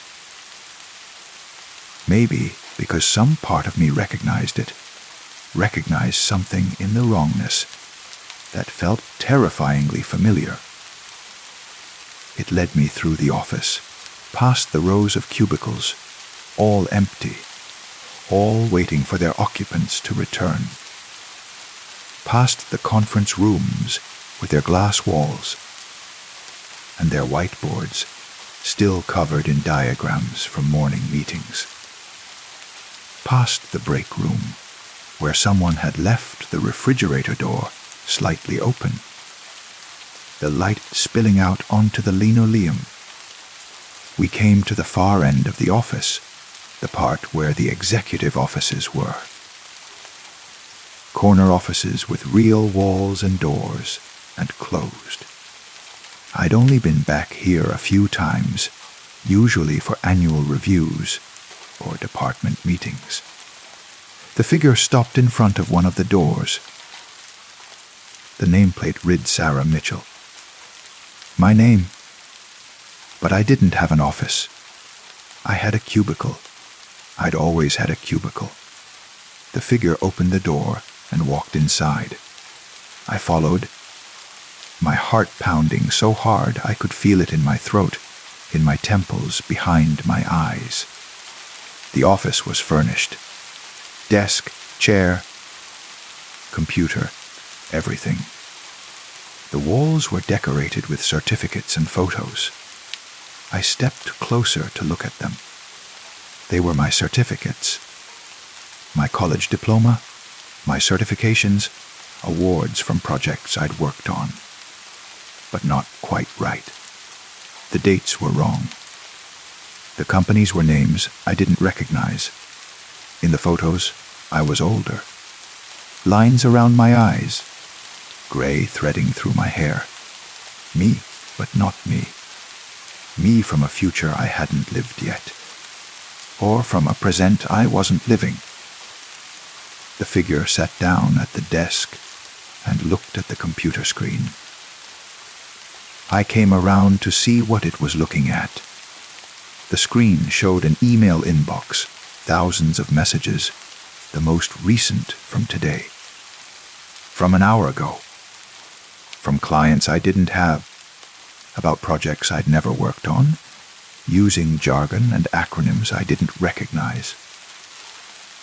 I don't understand, I said out loud, though I wasn't really talking to the figure anymore.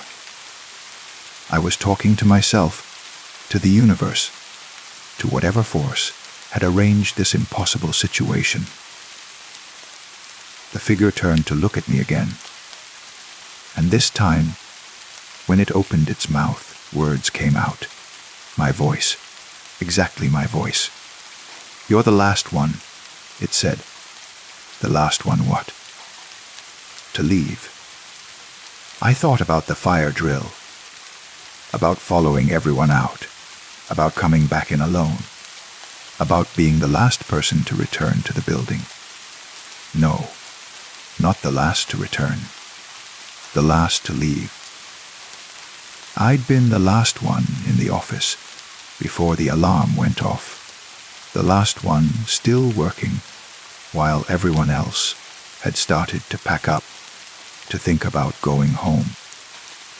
I'd been so focused on finishing my report that I hadn't noticed the office emptying around me until the alarm started.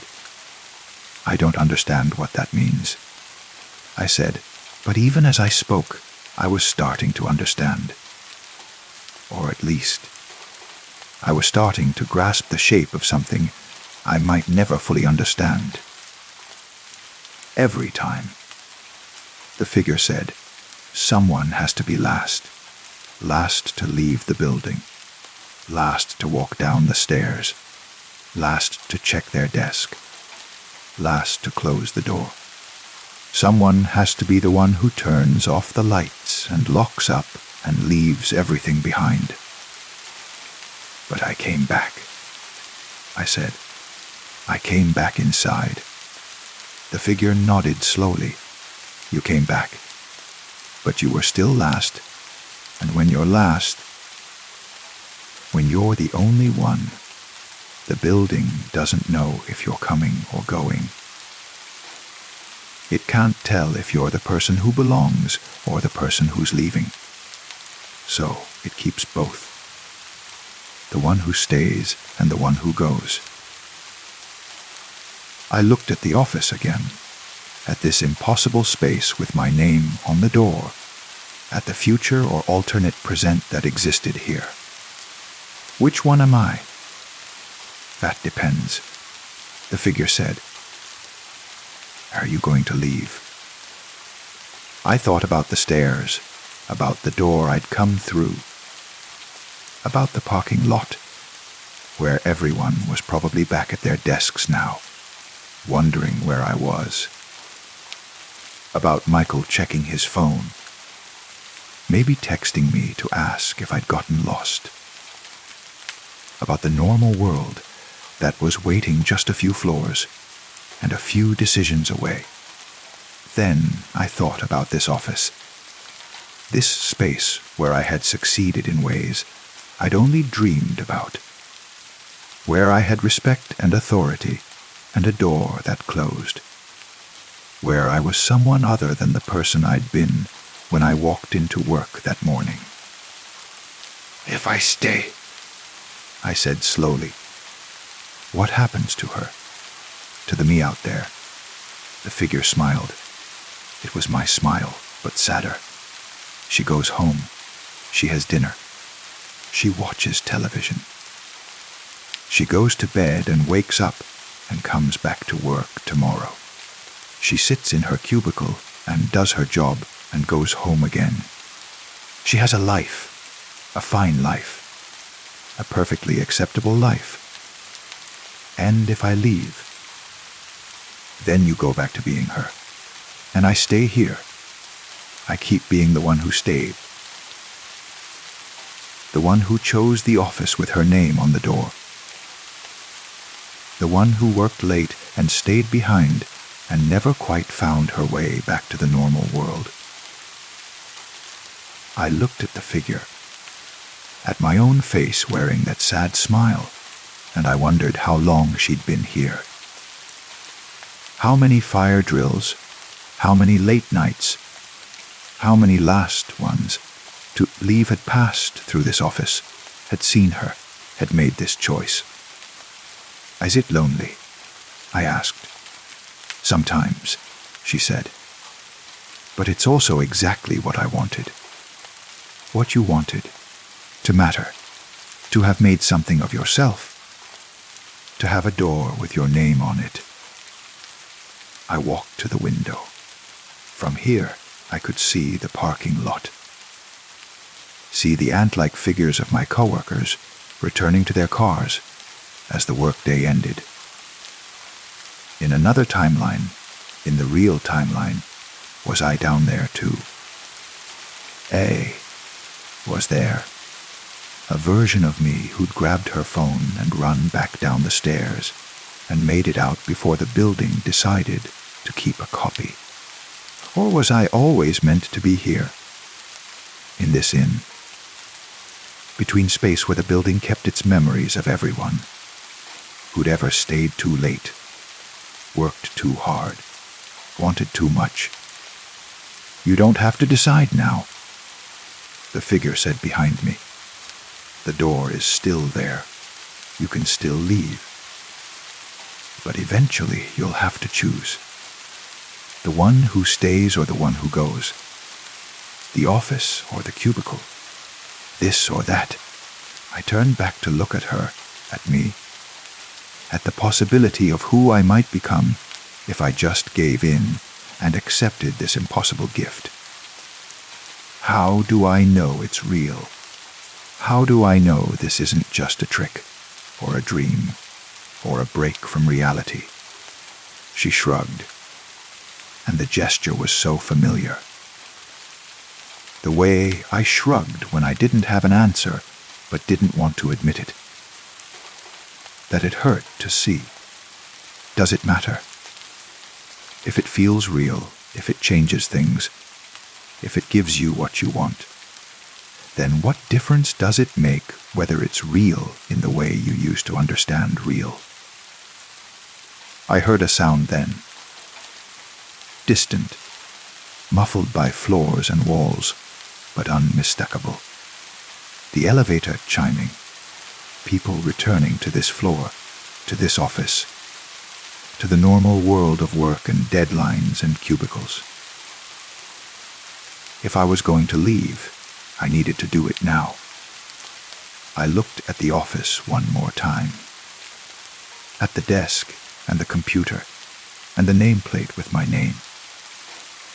At the future that was being offered to me, or the trap that was being set, or the choice that was being forced upon me.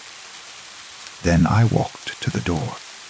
The figure, my figure, didn't try to stop me. She just watched with those sad, knowing eyes as I stepped out into the hallway. The office was filling with people again. I could hear voices, laughter, or the sounds of normal life resuming. I walked quickly back to my cubicle, winding through the familiar maze of desks and dividers. When I got there, my chair was empty. My computer was still on, my screensaver still cycling through photos. Everything exactly as I'd left it. Michael was at his desk, typing something. He looked up when I approached. "There you are. Get your phone." "Yeah," I said, holding it up as proof. "Sorry, took me a minute to find it." No worries. Weird drill, right? Middle of the afternoon like that. Really weird. I agreed and sat down at my desk. But I couldn't focus on work. I kept thinking about that office at the far end of the floor, about the nameplate with my name, about the figure wearing my face who was sitting at a desk that didn't exist, had never existed, would never exist unless I made different choices, stayed later, wanted more, became the kind of person who ended up with a corner office and a life I barely recognized. At 5:30, people started leaving. I watched them go, one by one, until the office was nearly empty. Just a few stragglers like me. People who always stayed a little late, who couldn't quite pull themselves away from their work. Michael stopped by my cubicle on his way out. "You coming?" I looked at my computer screen, at the half-finished report that I'd been working on when the alarm went off. "In a bit. I want to finish this first." He nodded. "Don't stay too late." "I won't." But I did. I stayed until 7, until 8, until the office was dark, except for my desk lamp, and the emergency exit signs, glowing green in the shadows. I stayed until I was alone. until I was the last one, until the building held its breath, and waited to see what I would do. And then I packed up my things. I shut down my computer, turned off my lamp, grabbed my phone and my bag and my cardigan. I walked to the stairs and went down, floor by floor, my footsteps echoing in the empty stairwell. At the ground floor, I pushed open the door and stepped out into the cool night air. The parking lot was nearly empty, just my car and a few others scattered under the streetlights. I walked to my car, got in, drove home. The next day, I came back to work. I sat at my cubicle and did my job and ate lunch and made small talk and went home again, just like the figure had said I would. A fine life. A perfectly acceptable life. But sometimes, late in the afternoon, I walk to the far end of the office. I stand outside the door with no nameplate, the door that leads to offices that don't exist, and I wonder. I wonder if she's still there, still sitting at that desk, still living the life I chose not to live. And I wonder if she ever thinks about me, about the version of herself who chose the stairs, who chose to leave, who chose the cubicle and the acceptable life and the safety of the normal world. I wonder if she regrets her choice. I wonder if I regret mine. The door never opens when I stand in front of it. It stays closed, locked, leading nowhere. But sometimes, when the office is quiet and I'm the last one left, I think I can hear something on the other side. The soft click of a keyboard, or the creak of a desk chair, the sound of someone working late, staying behind, refusing to leave even when everyone else has gone home. And I tell myself I'm hearing things, that it's just the building settling, just the wind in the vents, just my imagination trying to fill the silence with meaning. But I know what I hear. I know who's there. And every day that I choose to leave, every time I pack up my things and go home while the sun is still up, I'm making the same choice again. I'm choosing not to be last, not to stay, not to open that door and find out what's waiting on the other side. It's a fine choice, a perfectly acceptable choice, and some days I'm even sure it's the right one. Story 6. I moved to Mercy Point in late September, when the fog season was just beginning. The real estate agent had warned me about the fog, how it rolled in from the sea like a living thing, thick and cold and persistent, how it could last for days, how it changed the way sound traveled, and light fell, and time itself seemed to move. But I'd grown up on the coast, in a different town with different fog, and I thought I knew what to expect. I was wrong.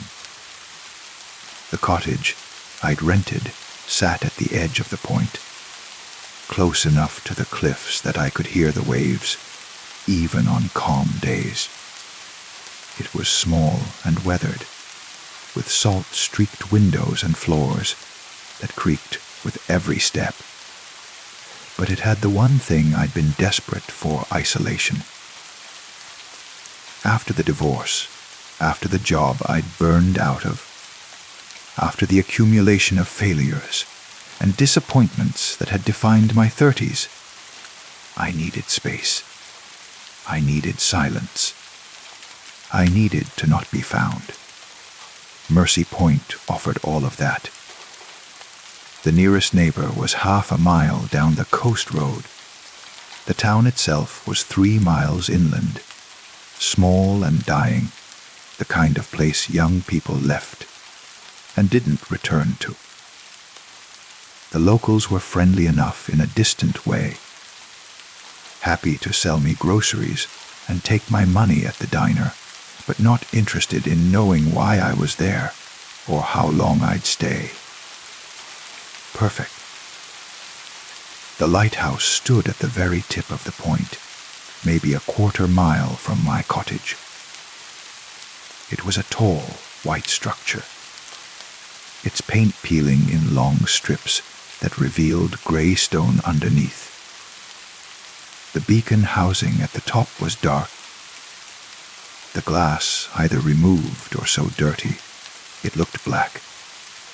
According to the real estate agent, it had been decommissioned in the 1960s, replaced by an automated light on a metal tower further inland. No one had maintained it since. It just stood there, empty and hollow, a monument to obsolescence. I liked looking at it. There was something honest about its decay, about the way the sea and wind were slowly reclaiming it, breaking it down into its component parts. Some mornings, I'd take my coffee out onto the small porch and just stare at it, watching how the light changed its appearance throughout the day. At dawn, it looked almost golden. At sunset, it turned blood red.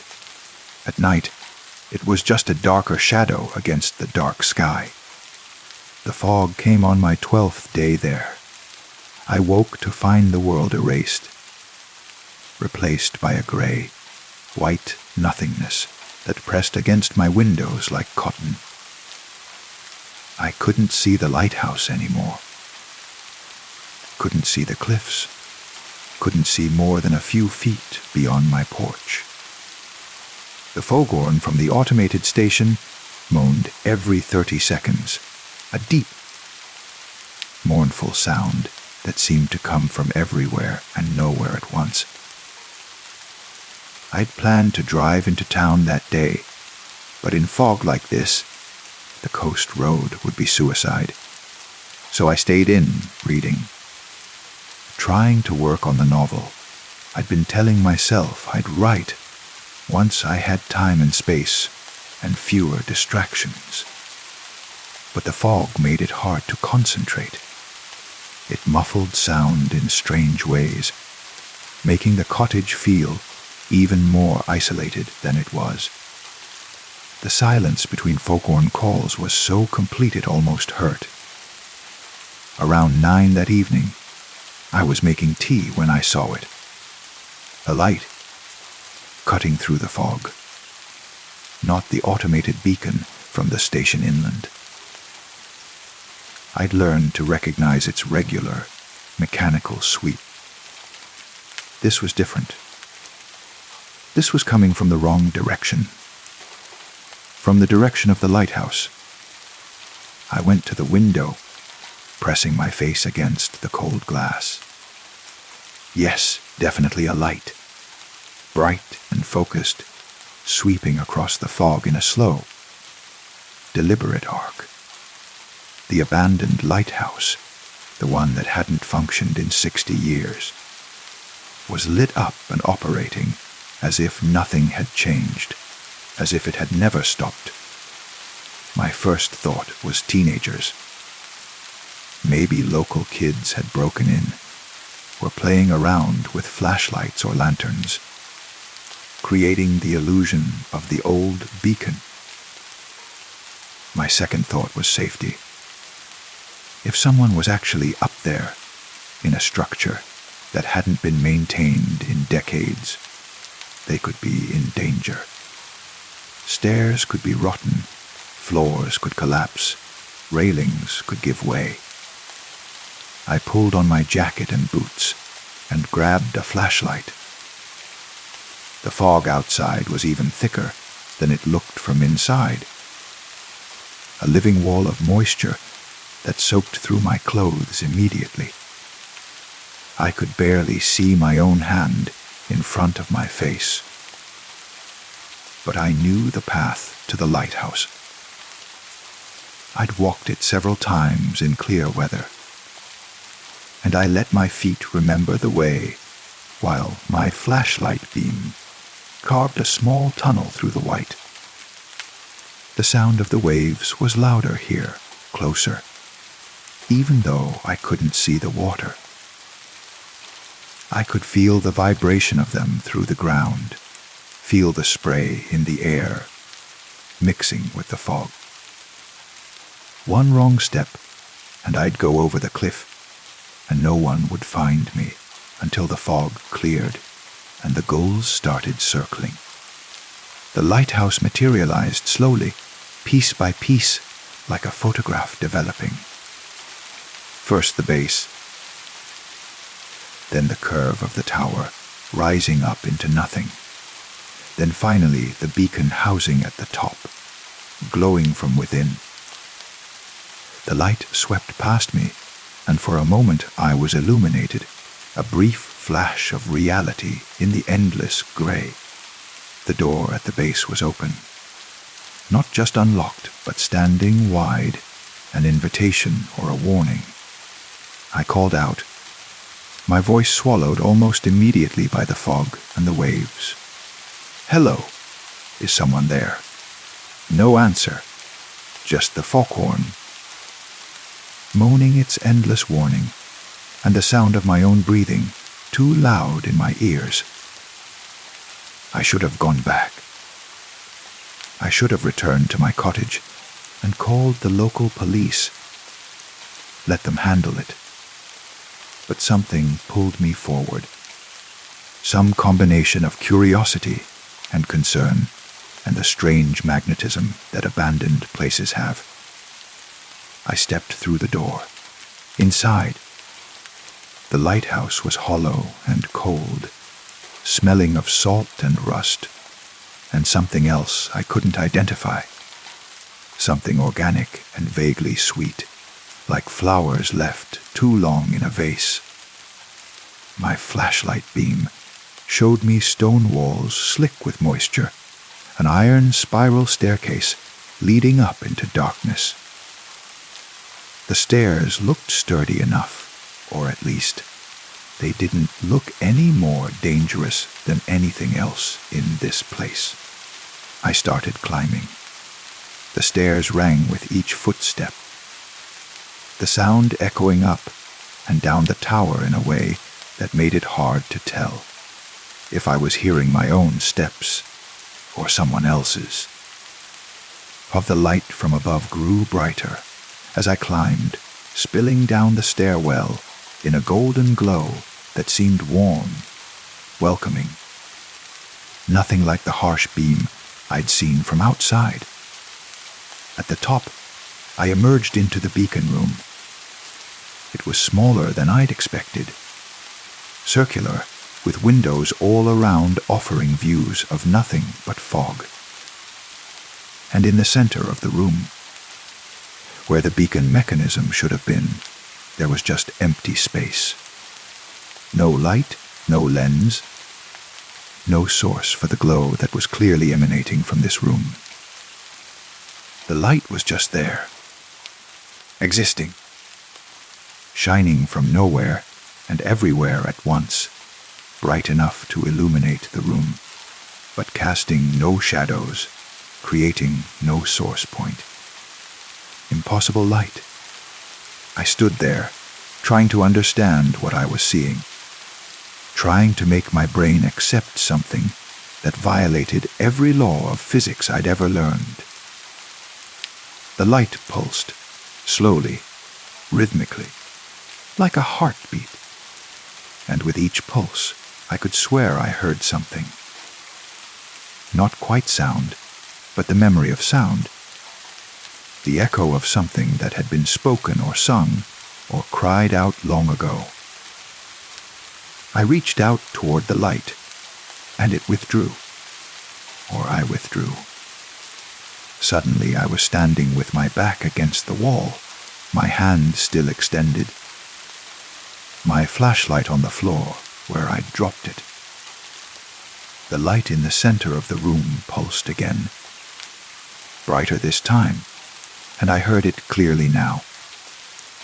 A voice, multiple voices, overlapping, speaking different words in different languages, some that sounded familiar and some that sounded like nothing human.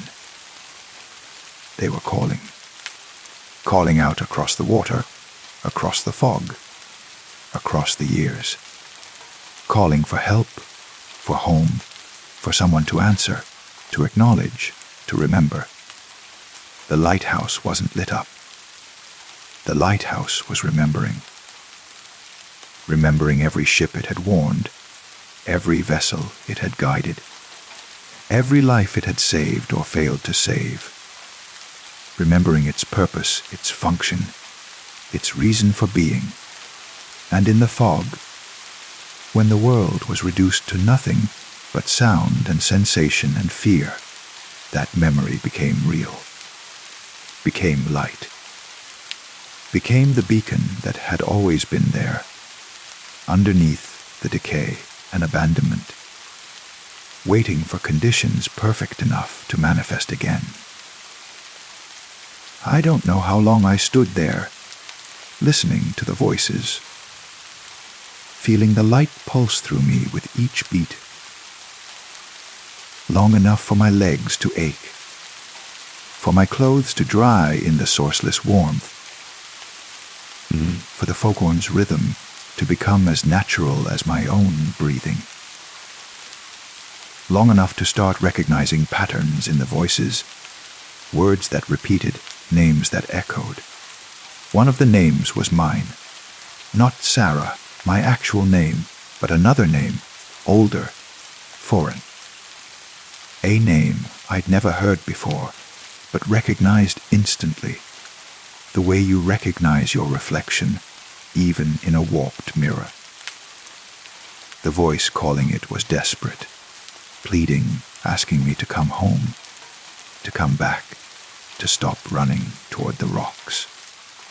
I realized I was crying, tears running down my face without any corresponding emotion, just water leaking from my eyes, as if my body was responding to something my conscious mind couldn't access. I wiped them away, and they were cold, cold as seawater, tasting of salt when they reached my lips.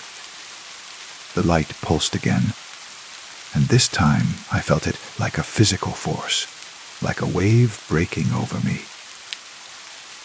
And suddenly I was somewhere else, someone else.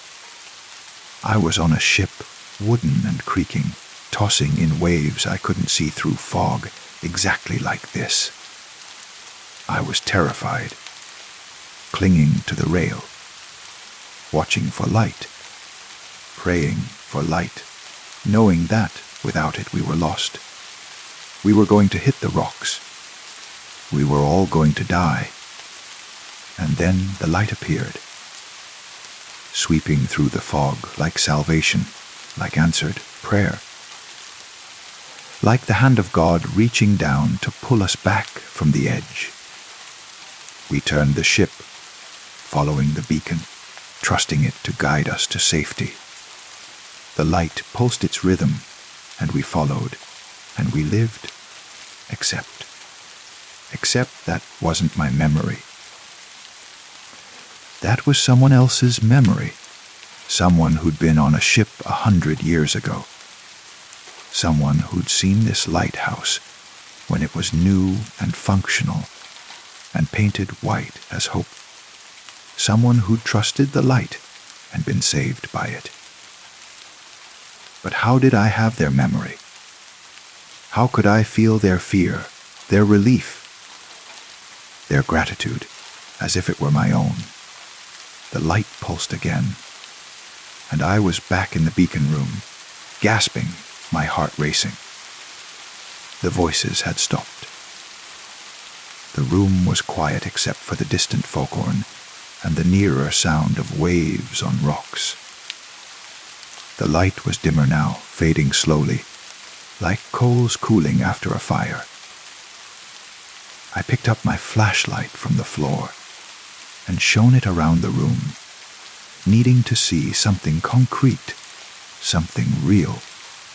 The beam revealed walls covered in names, hundreds of them, maybe thousands, carved or scratched or written into every available surface. Names in English, in Spanish, in languages that used characters I didn't recognize. Dates too. Some from decades ago, some from last year, some from last month. I stepped closer to read them. John Morrison, 1887. Maria Santos, 1923. Alexander Volkov, 1956. On and on.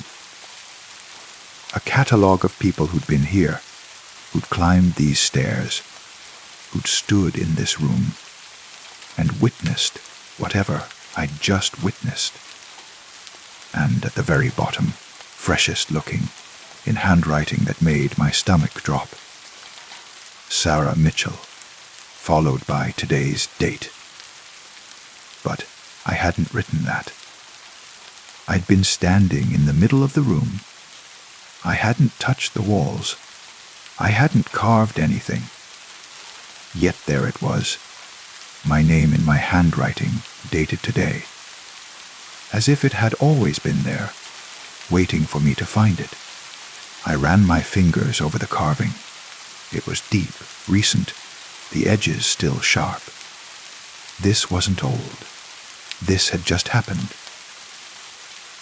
While I was standing here, while the light was showing me memories that weren't mine, my name had appeared on the wall. Or I had written it and didn't remember. Or there were two of me, one experiencing the memory and one carving the name. Or time worked differently in this room, in this fog. In this place where the past kept breaking through like light through holes in a curtain.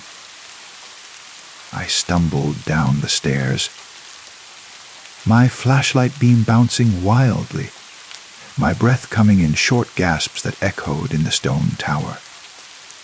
I had to get out, had to get back to my cottage, back to the present, back to the world where things made sense and memory stayed in the past where it belonged.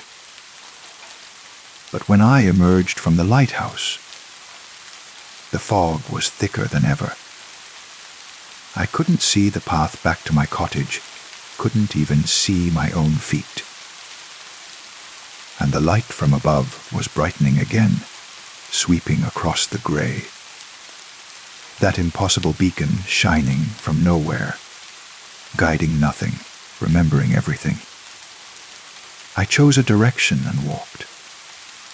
The ground was uneven under my feet, rocks and grass and patches of mud that tried to hold my boots.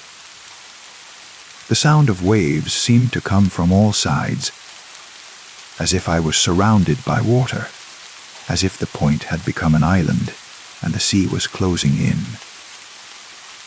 Time behaved strangely in the fog. Minutes stretched and compressed. I couldn't tell if I'd been walking for 5 minutes or 5 hours. My flashlight beam showed me nothing but more fog, more gray, more endless nothing.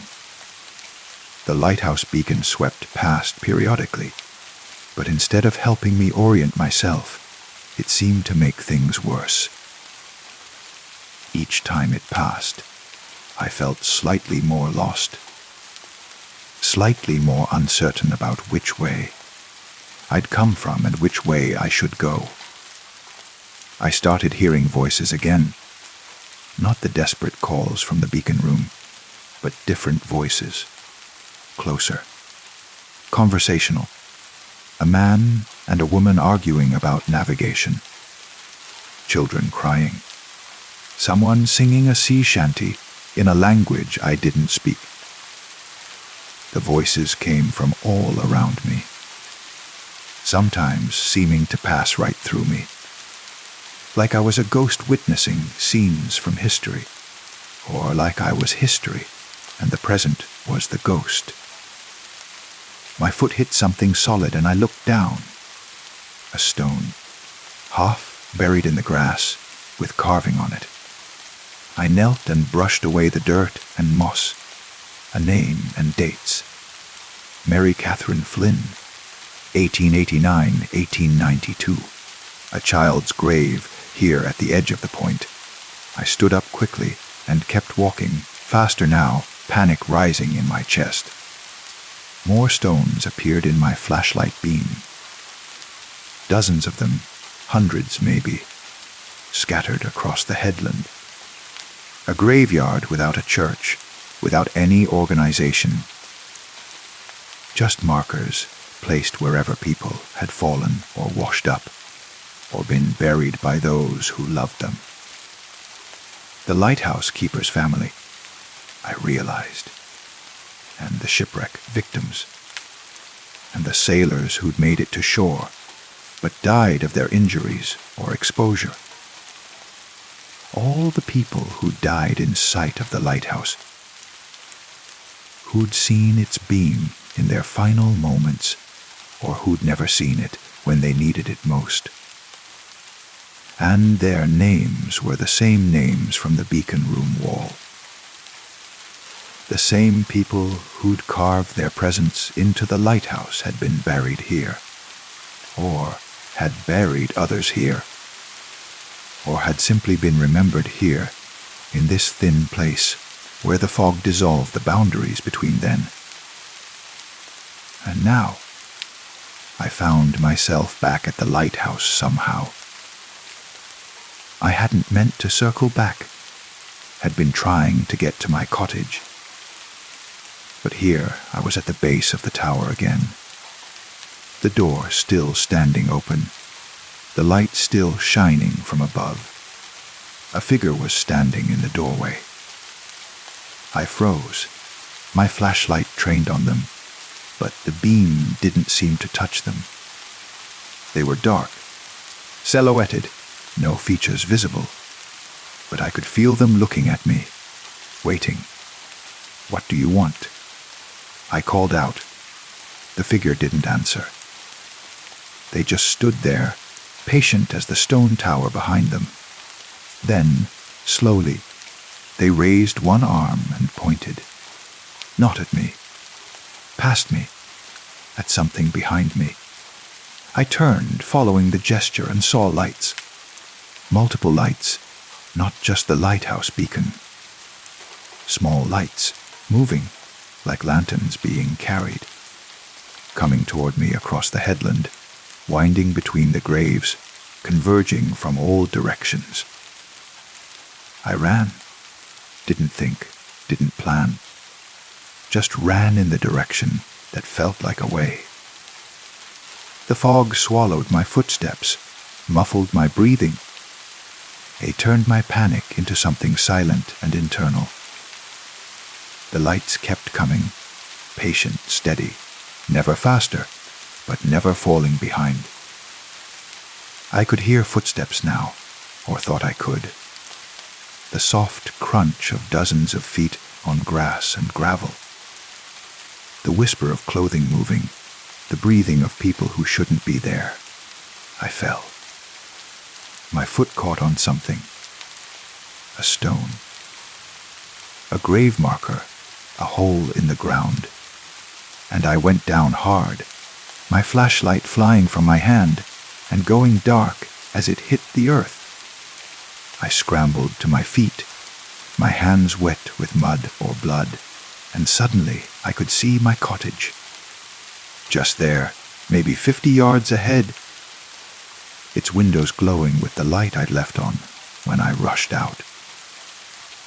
I ran for it, expecting any moment to feel hands on my shoulders, to hear voices calling my name, to be pulled back into whatever procession I'd witnessed. But I made it to the door, got it open, fell inside and slammed it behind me, locking it with shaking hands. The cottage was exactly as I'd left it, my tea mug still on the counter, cold now, my book face down on the couch. The clock showing it was just after 10. I'd been gone only an hour. Just 1 hour for everything that had happened, everything I'd seen. I went to the window and looked out. The fog pressed against the glass, impenetrable. No lights, no figures, no procession of the dead. Just gray nothing and the distant moan of the foghorn. The lighthouse was invisible from here, but I knew it was there, still lit, still shining, still remembering. I didn't sleep that night. I sat on my couch with every light in the cottage burning, watching the windows, listening for sounds that didn't come. When dawn finally arrived, it brought no change. The fog remained, thick as ever, and the lighthouse kept shining. I could see its beacon sweeping past, visible now in the gray daylight, still impossible, still there. The fog lasted 3 days. 3 days during which I never saw the sun, never heard a car on the coast road, never managed to get a phone signal or internet connection. 3 days during which the lighthouse shone continuously, that sourceless light pulsing its rhythm, visible from every window of my cottage. On the second day, I tried to leave. Got in my car, started the engine, began driving slowly down the coast road with my high beams on and my hands gripping the wheel, so hard my knuckles went white. But within minutes I was completely lost, unable to tell if I was still on the road or had veered onto the headland. I stopped, afraid to go forward or back, and sat there in the idling car until I saw lights approaching through the fog. Not car lights, lanterns. The same procession I'd seen the first night, moving down the road toward me, surrounding my car, pressing close to the windows. I couldn't see faces, but couldn't see anything but those swaying lights and the dark shapes that carried them. They stood around my car for what felt like hours, but might have been minutes, silent, waiting. Then they moved on, drifting past me and continuing down the road toward where the town should be. I waited until the last light had disappeared into the fog before I carefully turned my car around and crept back to my cottage, following the lighthouse beacon like the ships once had, trusting it to guide me home, even though I didn't understand what it was or why it was there. On the third night, I dreamed, or I thought I was dreaming. I was standing on the beach below the cliffs, though I'd never found a way down there and wasn't sure one existed. The fog was just above me, lying on the water like a blanket. But here, beneath it, the air was clear, and the stars were visible. The lighthouse stood above me on the cliff, not shining now, just dark and silent and waiting. There were people on the beach with me. Dozens of them, maybe hundreds, standing in small groups, sitting on rocks, walking along the waterline. They were dressed in clothing from different eras, long dresses and button boots, sailors' uniforms, modern jeans and jackets. Some looked solid and real, others were transparent, ghost-like. All of them were looking at the lighthouse. A woman approached me. She was middle-aged, wearing a long coat that might have been from the 1940s, her hair pinned in victory rolls. She looked tired, but not unkind. First time in the fog?" she asked. I nodded, not trusting my voice. "It's always disorienting," she said, "the way it changes things. The way it brings things back." Brings what back? She gestured at the people on the beach. Everyone who ever needed the light. Everyone who watched for it, prayed for it, trusted it. When the fog is thick enough, when the boundaries get thin enough, we can come back, just for a little while, just to remember what it was like to be saved. "But you're dead," I said. It didn't seem rude, just factual. She smiled. "Yes, most of us are, but some aren't. Some are like you, alive but lost, caught in the fog, unable to find your way forward or back. Those are the ones who have to choose. Choose what? Oh, whether to stay in the fog or push through to the other side." She looked up at the dark lighthouse. The light only shines in the fog. When the fog clears, it goes dark again. But while it's shining, you can follow it. You can let it guide you somewhere.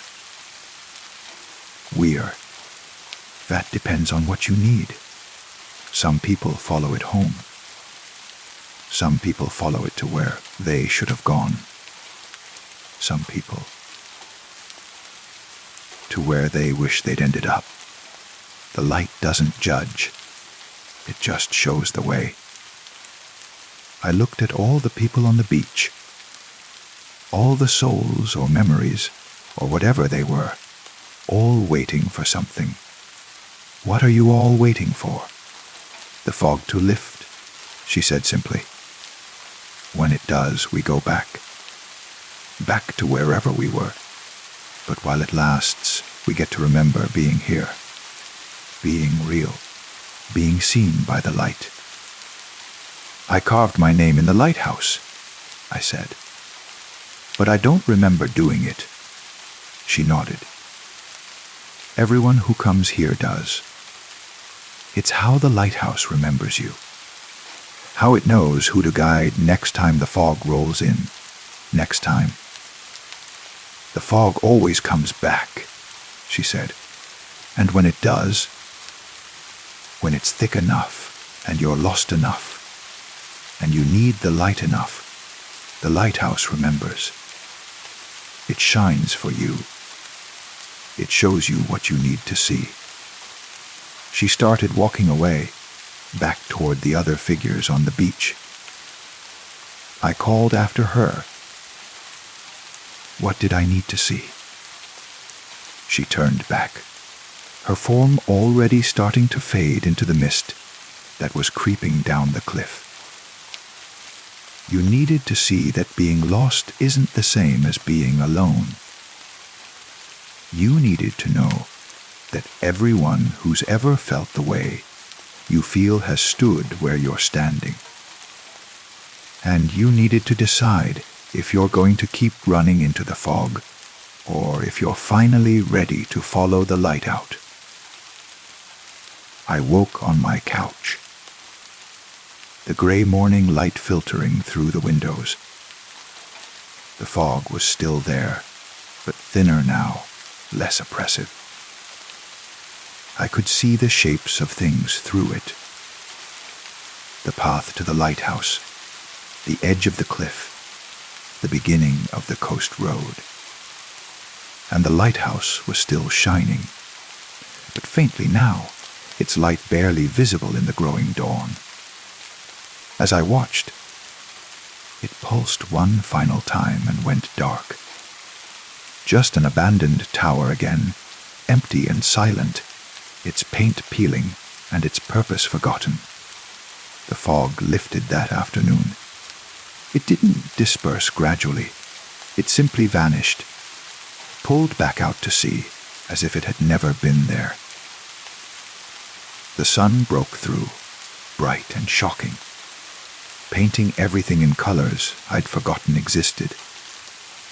The world came back into focus, sharp, edged, and real and present. I walked to the lighthouse that evening. The door was closed now, locked, with rust on the hinges suggesting it hadn't opened in years. I couldn't get inside, but I pressed my hand against the cold stone of the tower, and I felt it. A vibration, faint but steady, like a heartbeat, like something sleeping, waiting, ready to wake when it was needed again. I didn't leave Mercy Point. I thought about it, packed my bags twice, stood by my car with the keys in my hand. But each time, I found myself unpacking, settling back in, accepting that this was where I needed to be. At least for now. At least until I understood what the lighthouse had been trying to show me. The locals treat me differently now, or maybe I'm just noticing things I'd missed before. The way they glance at me sometimes, knowing. The way conversations stop when I enter the diner, not hostile, but careful, as if they're waiting to see what I'll say. The way the old man at the general store asked me once, casually, if I'd been up to the lighthouse lately. During the last fog, I said. He nodded. Thought you might have. You've got the look. What look? The look of someone who's been seen by it. The light. He rang up my groceries. His movements slow and deliberate. It picks certain people. People who are lost in a particular way. People who need to remember something or learn something or decide something. Did it pick you? He smiled, and for the first time I noticed his eyes. One brown, one gray, blue, like the sea and the fog mixed together.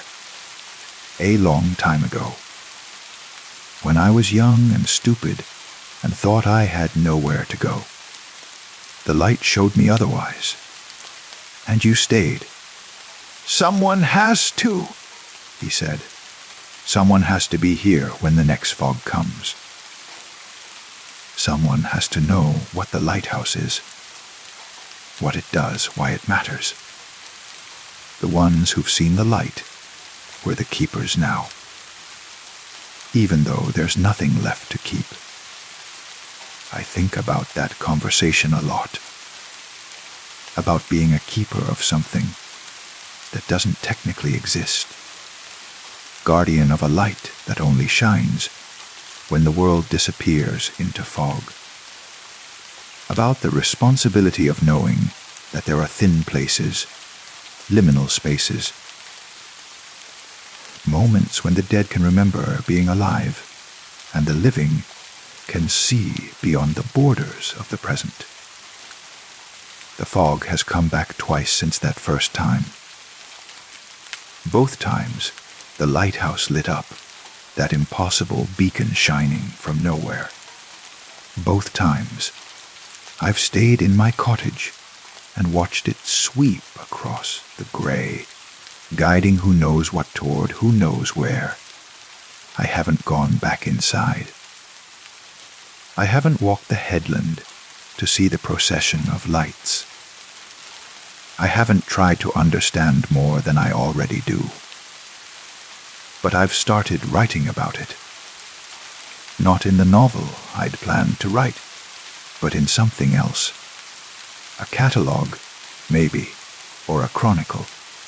A record of the people I see in the fog.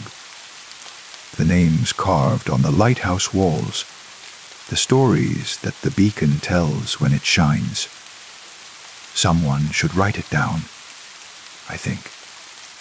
Someone should remember the lighthouse's memory, preserve its purpose, even after the stone crumbles and falls into the sea.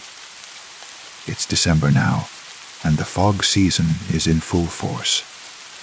It comes and goes, sometimes for hours, sometimes for days. I've learned to keep supplies on hand, to not plan anything important during the gray times, to simply accept when the world contracts to just my cottage and the lighthouse and the space between. I've learned to listen to the voices when they come, to not be afraid of the procession when it passes. They're not haunting me. They're not even really aware of me. They're just souls. Living or dead, I'm not always sure it matters. Following the light, seeking guidance, looking for home. And sometimes, when the fog is very thick and I'm feeling particularly unmoored, I go to my window and I watch the lighthouse shine. I let its rhythm sync with my heartbeat. Let its light cut through my own internal fog, and I remember what the woman on the beach told me. Everyone who's ever felt lost has stood where I'm standing. Everyone who's ever needed guidance has looked for the light. The lighthouse shines. That's all it does, all it ever did. If all it will continue to do when the conditions are right and the need is great enough. It shines from nowhere, leading nothing to nowhere, and somehow that's enough.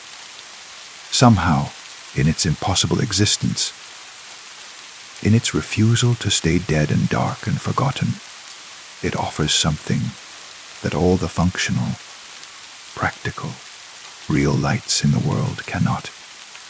It offers hope to the lost, memory to the forgotten, purpose to the abandoned, and late at night, when I can't sleep, and the fog is pressing against my windows, like something trying to get in, I think about my name carved in the lighthouse wall. Sarah Mitchell, followed by today's date, which is always today, always now. Always the moment when I stood in that room and the light showed me that being lost is temporary, but the need for guidance is eternal. I think about the choice the woman said I had to make, to keep running into the fog or to follow the light out. But I don't think those are the only options. I think there's a third choice, the one I'm making by staying here, by watching, by keeping vigil over a light that shouldn't exist but does. I can be the witness. I can be the one who stands at the edge of the fog and the world beyond it, who knows both the impossible and the real, who can tell others, when they're ready to hear it, that the lighthouse still shines, that it always shines, that it will shine for them, when they need it, when they're lost enough, when they're finally ready to stop running and start seeking. The foghorn sounds. The lighthouse beacon sweeps past my window. The fog presses close. He full of voices and memories and the ghosts of ships that never made it home. And I stay. I watch. I remember. Someone has to. Story 7. I've always loved photography. There's something about capturing a moment, freezing time, holding onto something that would otherwise slip away forever. My apartment is filled with prints. Landscapes mostly, some portraits. A few experimental pieces I'm particularly proud of. But I never expected my hobby to reveal something that couldn't be captured, something that shouldn't exist. It started on a perfectly ordinary Saturday in March. The weather had finally broken after a long, gray winter, and the light was that special quality you only get in early spring. Clear and sharp, everything in focus. colors almost painfully vivid, I decided to go to Riverside Park, a place I'd photographed dozens of times, but never in this particular light. I packed my camera bag carefully. My good DSLR, 3 lenses, spare batteries, microfiber cloths, and walked the 6 blocks to the park. The air smelled like wet earth and new grass. Children were playing on the swings, their laughter carrying on the breeze. An old man was feeding ducks by the pond. It was the kind of day that makes you remember why you love being alive.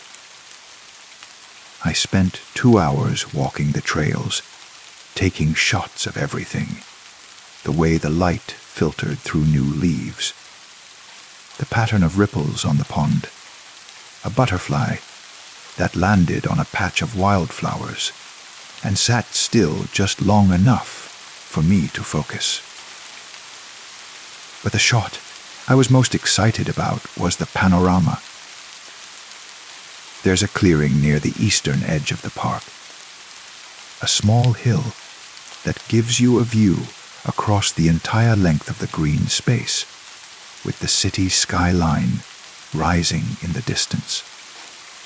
I'd tried to capture it before, but never quite got the composition right.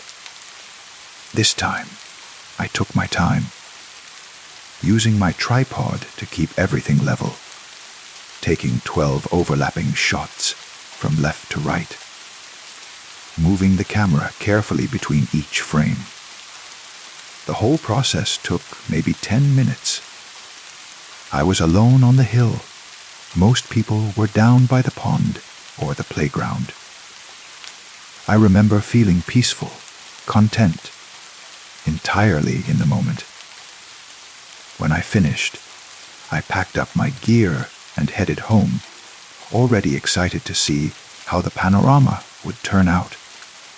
I spent that evening in my makeshift darkroom, really just my bathroom with blackout curtains and some developing equipment. I know. Most people shoot digital now, but there's something about film, about the chemical process of bringing an image into being, that digital can never quite replicate. It's more intimate, somehow, more real. I developed the panorama shots one by one. Hanging them up to dry on the line, I'd strung across the bathroom. In the red glow of the safe light, they looked good. The exposure was right. The overlap was clean. No obvious mistakes. I went to bed satisfied, planning to do the final prints the next day. Sunday afternoon, I laid out all 12 frames on my kitchen table, preparing to assemble them into one continuous image. I'd done this before, knew the process well.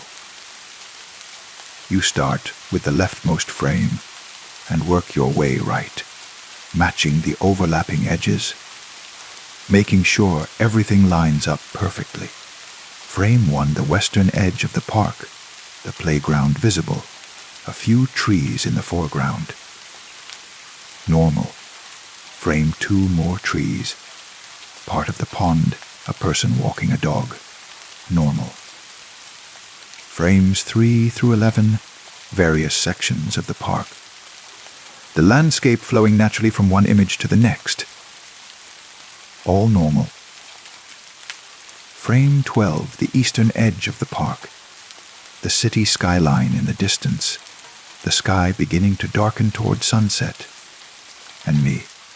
I was there, in frame 12, standing just behind, where I'd been when I took the photo. I was facing the back of my own head, close enough that if I reached out, I could touch my own shoulder. My hands started shaking. The print slipped from my fingers and fluttered to the floor. I picked it up again, held it close to my face, studied every detail. There was no mistake. It was definitely me, wearing the same jacket, the same jeans, the same shoes I'd worn that day. My hair was the same. My posture was the same.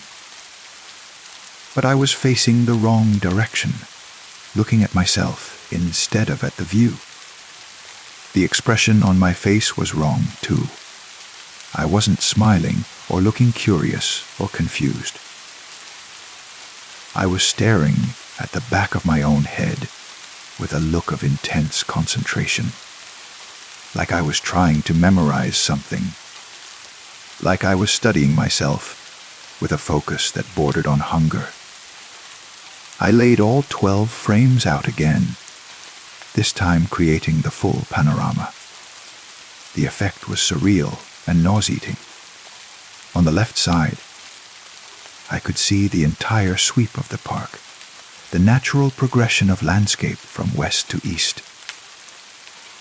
And on the right side, there I was, a ghost in my own photograph, standing impossibly behind myself. I checked the other frames again. In frame 11, which overlapped with frame 12, you could just see the edge of my jacket. I was already entering the picture, stepping into the frame from the right edge. But I hadn't been there. I was certain of it. I'd been alone on that hill. I tried to rationalize it. Double exposure, maybe. But I'd been careful, had used fresh film, had loaded the camera correctly. A problem with the developing process. But the image was too clear, too detailed to be some kind of chemical accident. Someone who looked like me. But the resemblance was exact, down to the small scar on my left hand visible in the photo, down to the specific way my hair fell across my forehead. I did what anyone would do. I called my friend Marcus, who's a professional photographer, who knows more about the technical aspects of the craft than I ever will. I texted him a photo of the panorama taken with my phone. His response came 10 minutes later. That's wild. How did you set that up? Some kind of double exposure technique. I didn't. I typed back. It just appeared. I was alone when I took these. 3 dots appeared, disappeared, appeared again.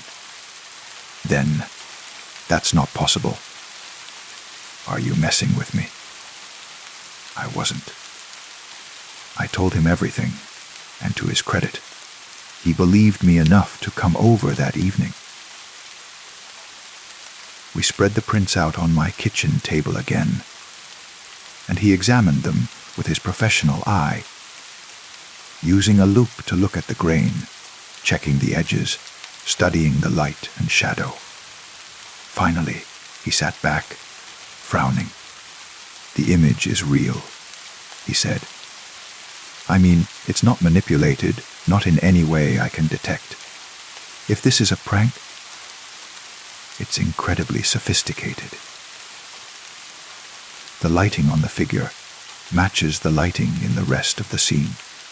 The grain structure is consistent. Even the focus is right. You're as sharp as everything else at that distance. So, what does that mean? He shook his head. I don't know. Maybe someone was there and you didn't see them, and they just happened to look exactly like you. We both knew how unlikely that sounded. After Marcus left, I sat alone with the panorama. I'd taped the 12 frames together now, creating one long continuous image that stretched across my entire kitchen table. I stared at it until the light faded, and I had to turn on the overhead lamp, harsh and bright, making everything look flat and strange. The more I looked at the photograph, the more disturbed I became. It wasn't just that I was there, behind myself. It was the way I was standing, the intensity of my focus, the sense that the me in the photograph was aware of something the me behind the camera wasn't. Like I knew a secret I hadn't learned yet. That night, I dreamed about the park. I was standing on the hill again, camera in hand. But when I looked through the viewfinder, I saw myself already in the frame, standing behind me, watching. I turned around in the dream, but there was no one there. When I looked through the camera again, I was closer, just a few feet away, reaching toward myself. I woke up with my heart racing, the sheets soaked with sweat. The next week, I tried to continue with my normal life. I went to work, had dinner with friends, did my laundry. But the panorama haunted me. I'd folded it up and put it in a drawer, but I could still see it when I closed my eyes. I'd memorized every detail of that other me, the one who shouldn't exist. On Saturday, exactly 1 week, after I'd taken the original photos, I went back to the park. I told myself I was just going for a walk, that I needed fresh air, that I shouldn't let one strange photograph keep me from a place I loved. But I knew the truth. I needed to see that hill again, needed to stand in that spot, needed to prove to myself that it had been an ordinary place on an ordinary day. The weather was different this time. Overcast, threatening rain. The park was less crowded. I walked the familiar trails, my hands shoved in my pockets, my camera bag left at home. When I reached the clearing with the view, I stopped. Someone was standing there. Someone in a jacket like mine, with hair like mine, with a posture like mine. Me.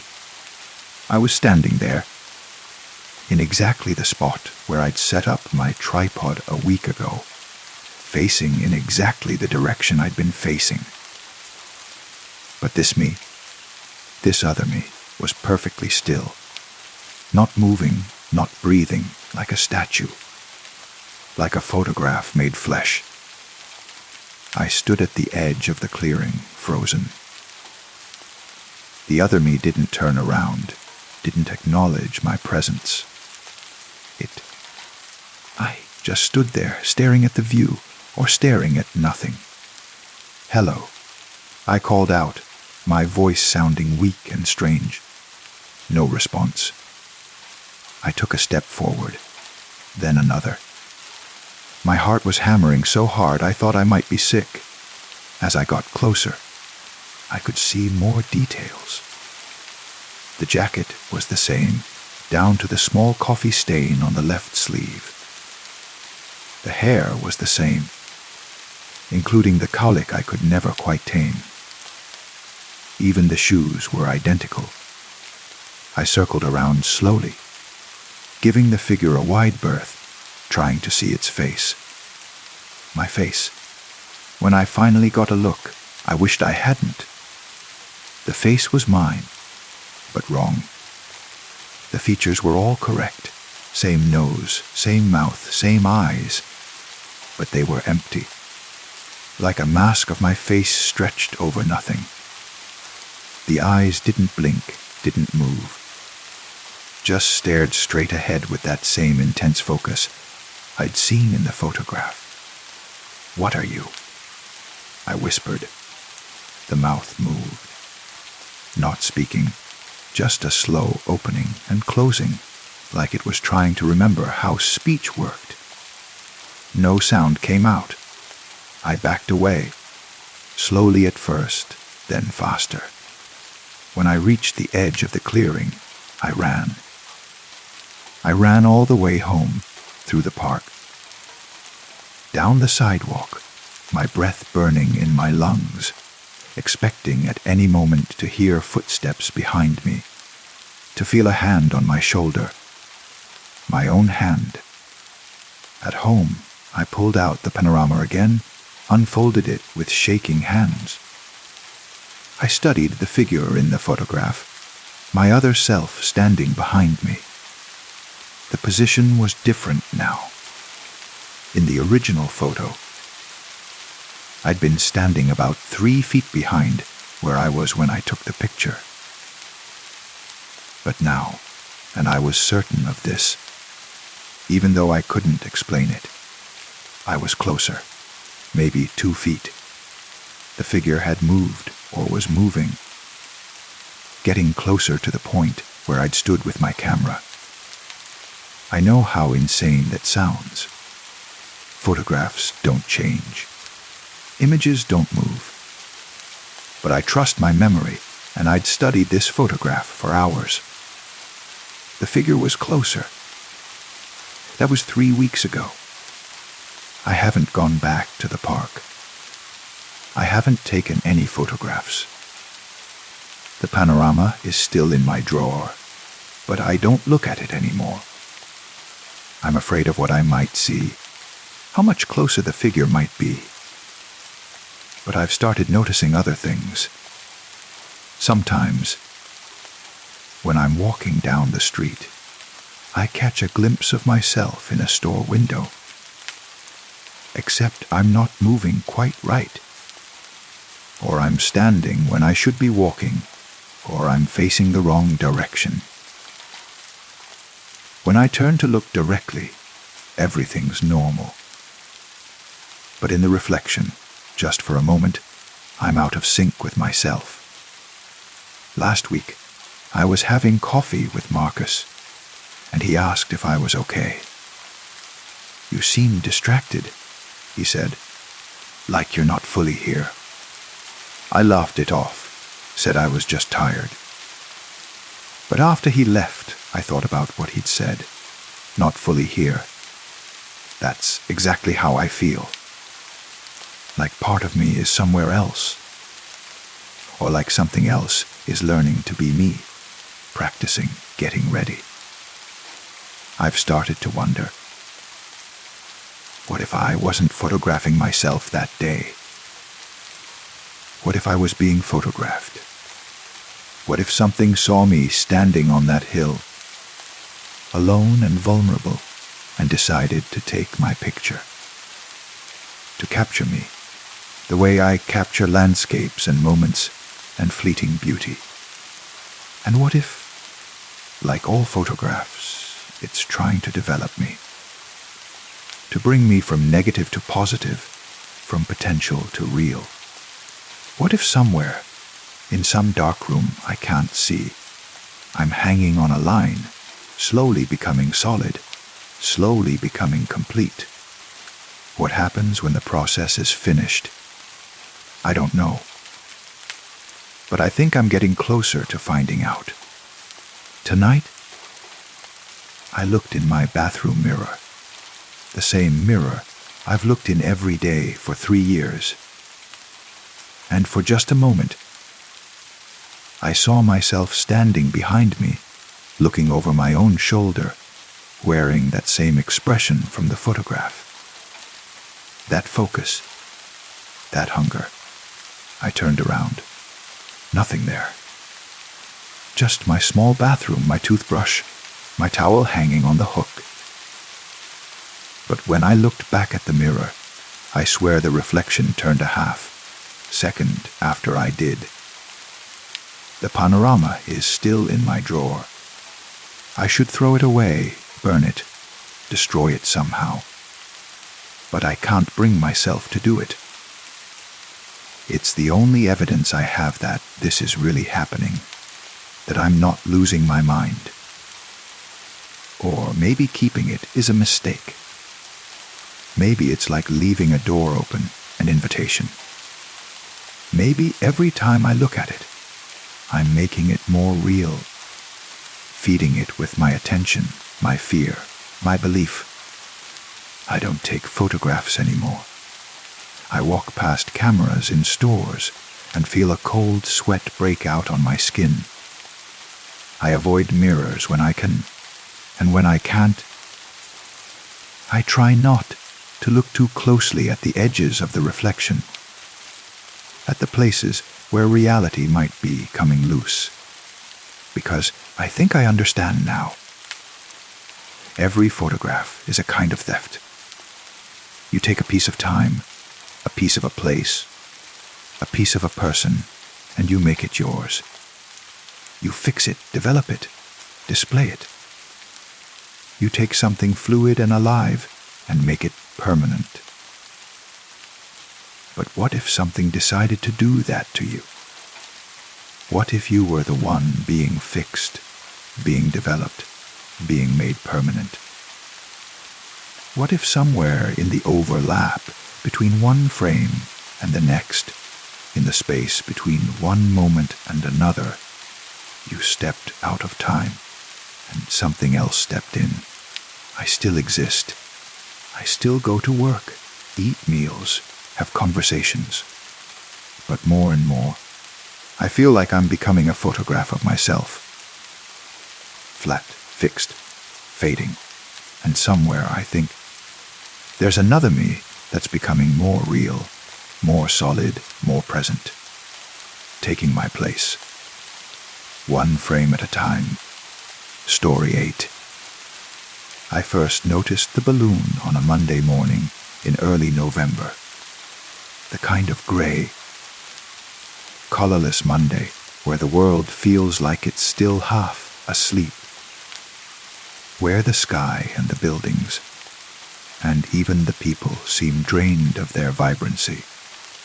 I was standing at my kitchen window with my first coffee of the day, looking out at nothing in particular, when I saw it.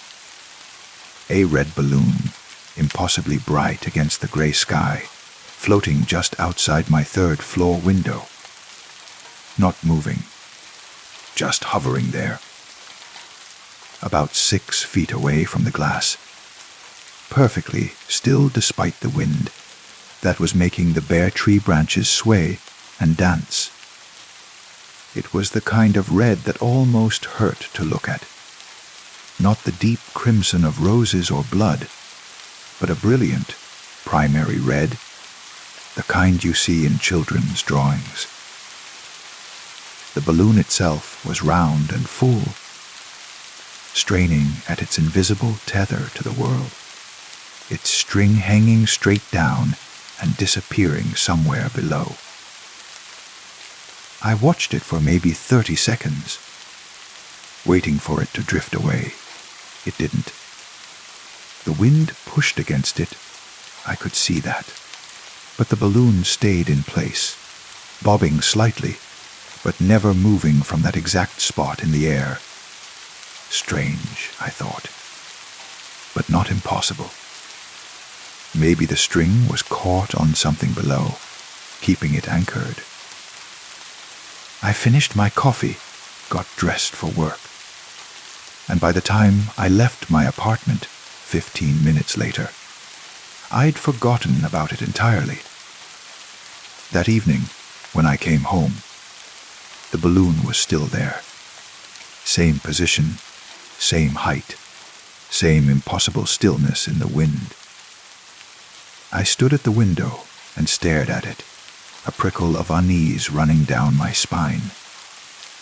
It had been at least 10 hours. Balloons didn't just float in one spot for 10 hours. They drifted away, or they deflated, or their strings broke and they escaped into the sky. They didn't hover outside third-floor windows like strange red sentinels.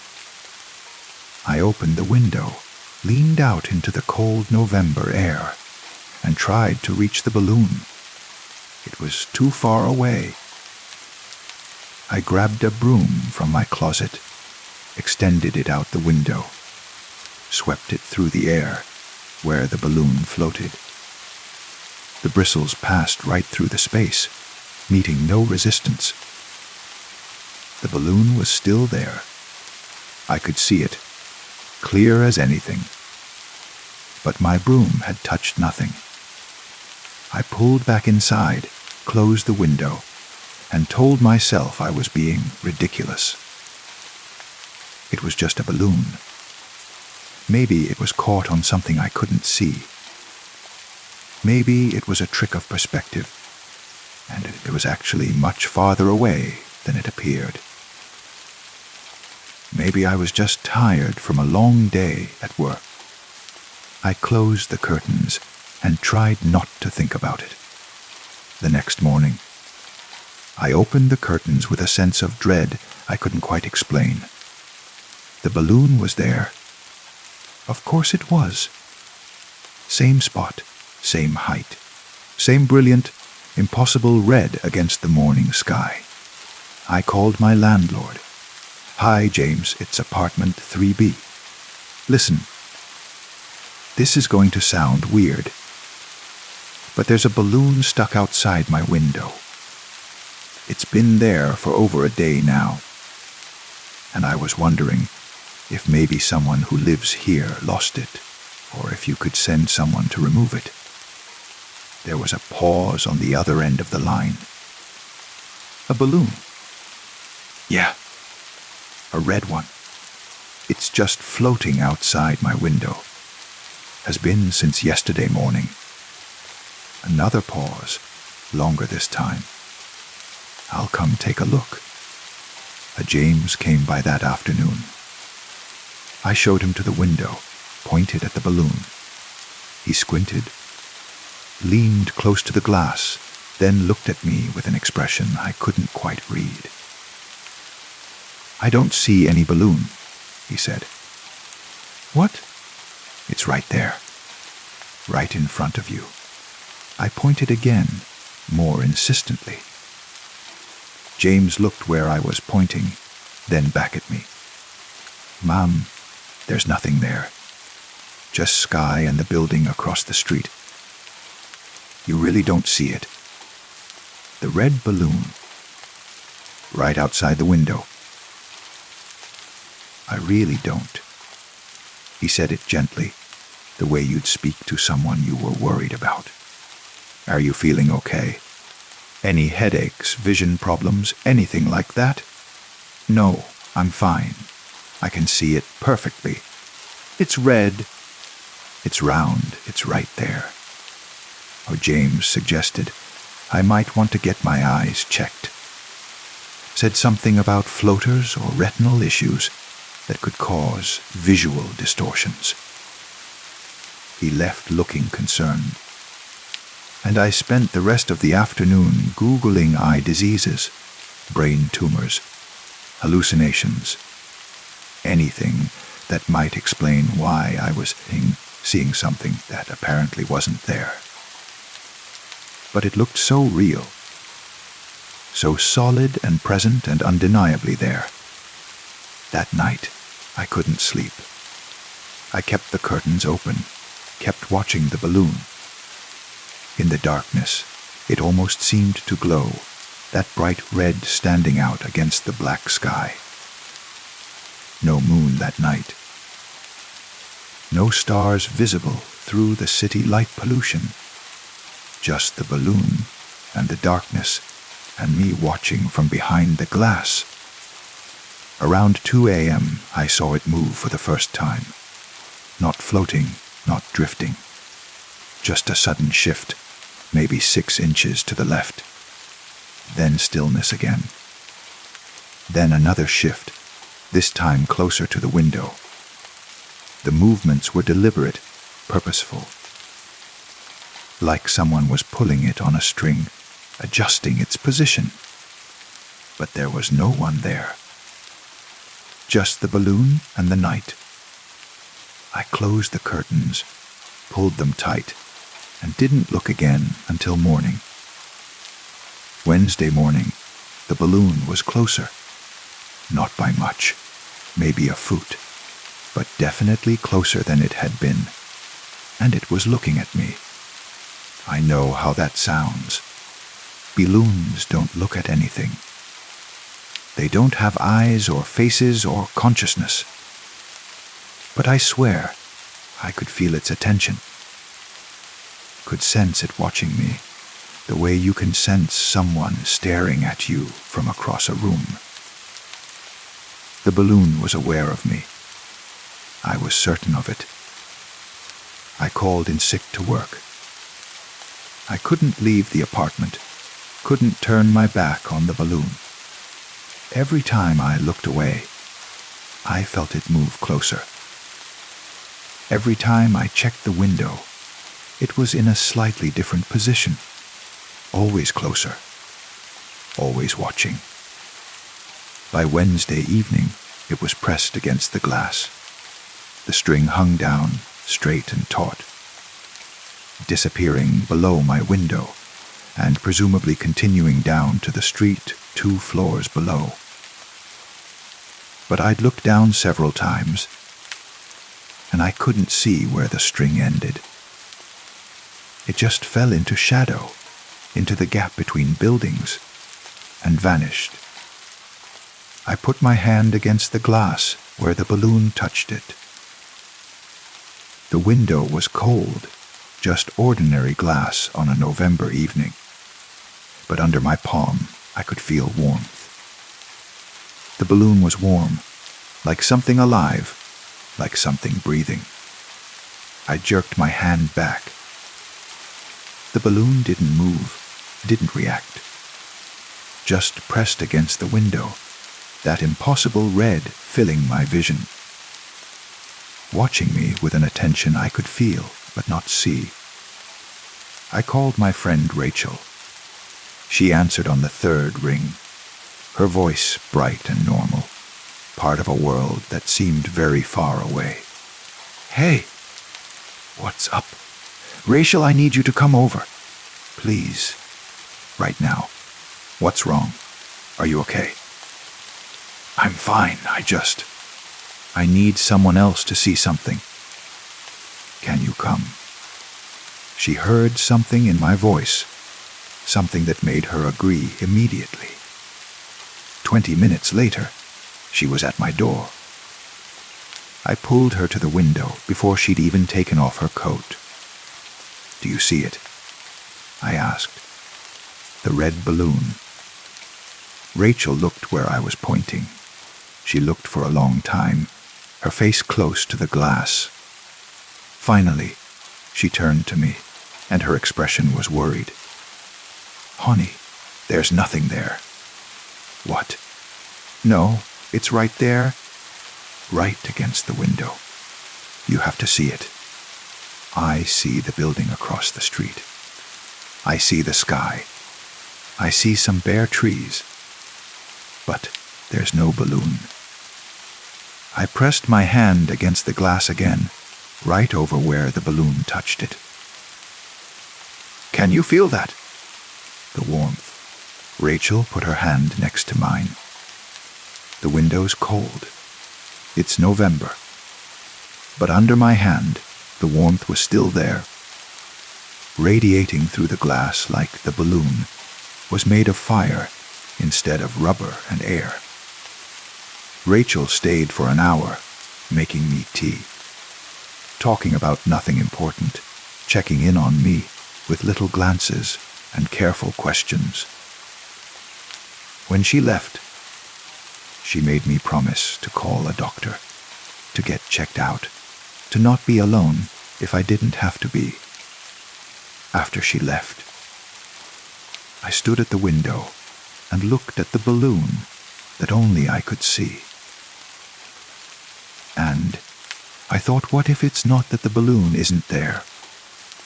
What if it's that everyone else can't see it? What if it's here for me, specifically, and no one else can perceive it because it's not meant for them? That thought should have been comforting. Instead, it terrified me. Thursday, the balloon was inside. I woke up at dawn, that gray light that's not quite day but not quite night, and saw it immediately. The balloon was no longer outside the window. It was in my bedroom, floating in the corner near the ceiling. That brilliant red, made somehow more intense by the dim light, by the intimacy of my private space. I didn't remember opening the window. I'd closed and locked it before going to bed. I was certain of that. But here was the balloon, inside, with me, watching. I spent the day trapped in my own apartment. Every time I left one room, the balloon followed. Not immediately, not obviously. But if I stayed in the kitchen for more than a few minutes, and then went back to the living room, the balloon would be there, waiting, watching. The string still hung down, impossibly long, trailing behind the balloon like a tail. Sometimes I could see where it ended, pooled on the floor in a small coil. Other times it seemed to disappear into nothing, to pass through the floor or the wall into some other space I couldn't perceive. I tried to touch the balloon once, reached up toward it where it floated above my couch, stretched up on my toes, fingers extended. I felt resistance. Something pushed back against my hand, warm and firm. But I couldn't quite make contact. The balloon stayed just out of reach, always an inch or two beyond my fingertips, no matter how hard I stretched. That night, I called my sister Meredith. She lived 6 hours away, but we talked every week, and she knew me better than anyone. "Mare, I think I'm losing my mind. Talk to me. What's going on?" I told her everything. The balloon, the watching. The fact that no one else could see it, the way it had come inside. She listened without interrupting, and when I finished, there was a long silence. "Are you still there?" I asked. "I'm here. I'm thinking." Another pause. "Do you remember when Mom died?" The question caught me off guard. "Of course I remember." "Why?" "Do you remember the day of the funeral?" "What you told me." I did remember. It had been raining. A cold rain that felt appropriate for the occasion. After the service, after everyone had left, Meredith and I had stood by Mom's grave, and I'd said, "I feel like she's still here, like she's watching over us." "I remember," I said quietly. "You were grieving. You needed to feel like she wasn't really gone. The mind does strange things when we're processing loss or trauma or stress. Maybe this balloon. Maybe it's your mind's way of manifesting something you need to pay attention to, something you've been avoiding. You think I'm having a breakdown. I think you're under a lot of stress. I think you've been working too hard, sleeping too little, not taking care of yourself. And I think maybe your brain is telling you that in the only way it knows how. After we hung up, I sat in the darkness of my living room and thought about what she'd said. Was the balloon a manifestation of stress? A hallucination brought on by exhaustion? It was possible. More than possible. It was the most rational explanation. But it didn't feel like a hallucination. It felt real. More real, in some ways, than the furniture or the walls or my own body. Friday morning, I woke to find the balloon hovering directly over my bed, maybe 3 feet above my face. In the early morning light, it looked darker, less bright, almost rust, colored instead of red. The string hung down, and the end of it, I could see the end clearly now, was frayed, as if it had been cut or torn from something. Or someone. I got up carefully, not taking my eyes off the balloon, and went to the bathroom. When I came back, the balloon had moved. It was by the window now, pressing against the glass from the inside, as if trying to get out, as if it had changed its mind about being in here with me. I approached slowly. "What do you want?" I whispered. The balloon moved away from the window, drifted toward the center of the room. The string swayed slightly. Even though there was no wind in my apartment, no air current to move it. And then I heard it, a voice, quiet, barely audible, seeming to come from everywhere and nowhere at once. Like the balloon itself was speaking, or like the air in my apartment had learned to form words. "Remember," it said. "Remember what?" No answer. The balloon just floated there, that deep red color seeming to pulse in the morning light. I spent the day trying to remember, trying to figure out what the balloon wanted me to recall. But my mind kept hitting walls, kept turning corners into rooms with closed doors, kept reaching for memories that felt just out of reach. There was something there. I could sense it. Something important that I'd forgotten or suppressed, or chosen not to think about. Something the balloon wanted me to face. That evening, I was sitting on my couch, exhausted from lack of sleep, and the constant low, level anxiety of being watched, when I glanced at the photos on my wall. They were all recent, pictures from the past few years, friends and family, and places I'd visited. But I realized with a start that there were no pictures from before.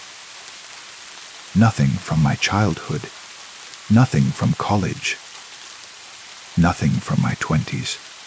I'd put those pictures away years ago, after the accident.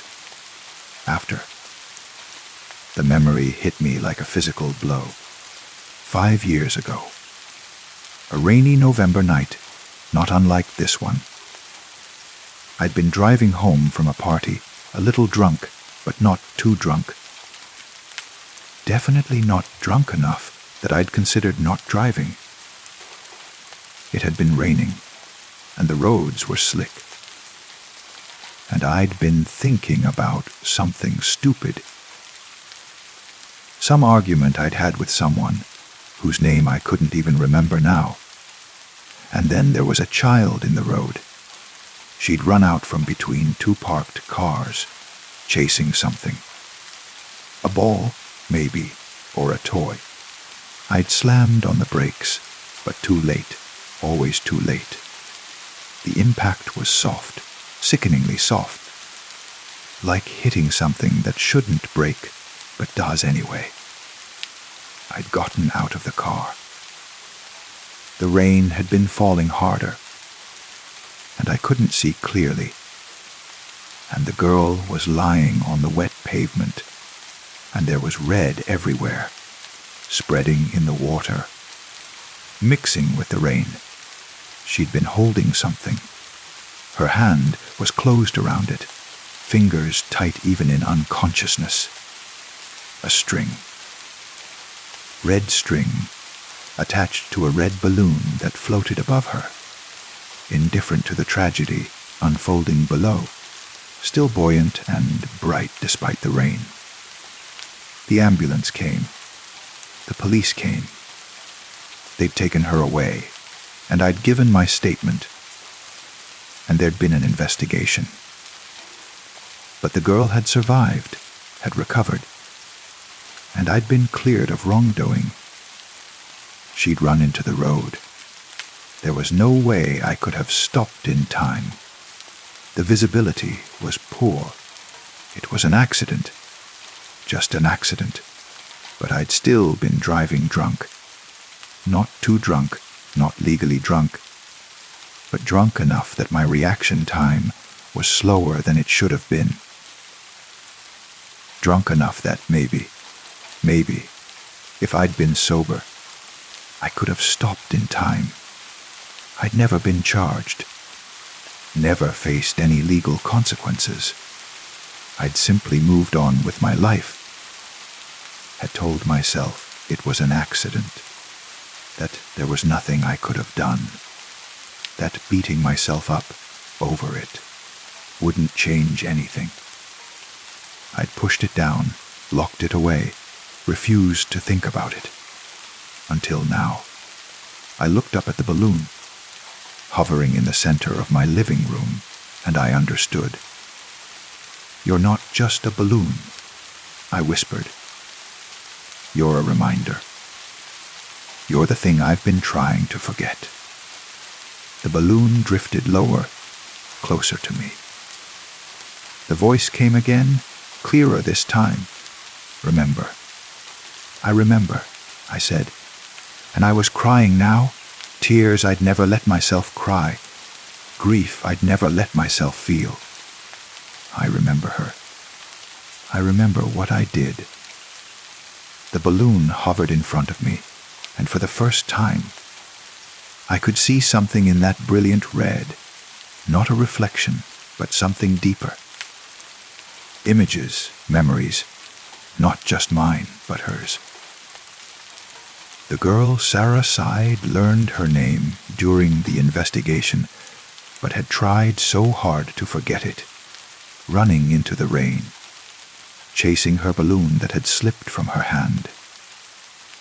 The joy on her face, the simple happiness of a child who's lost something precious and is trying to get it back.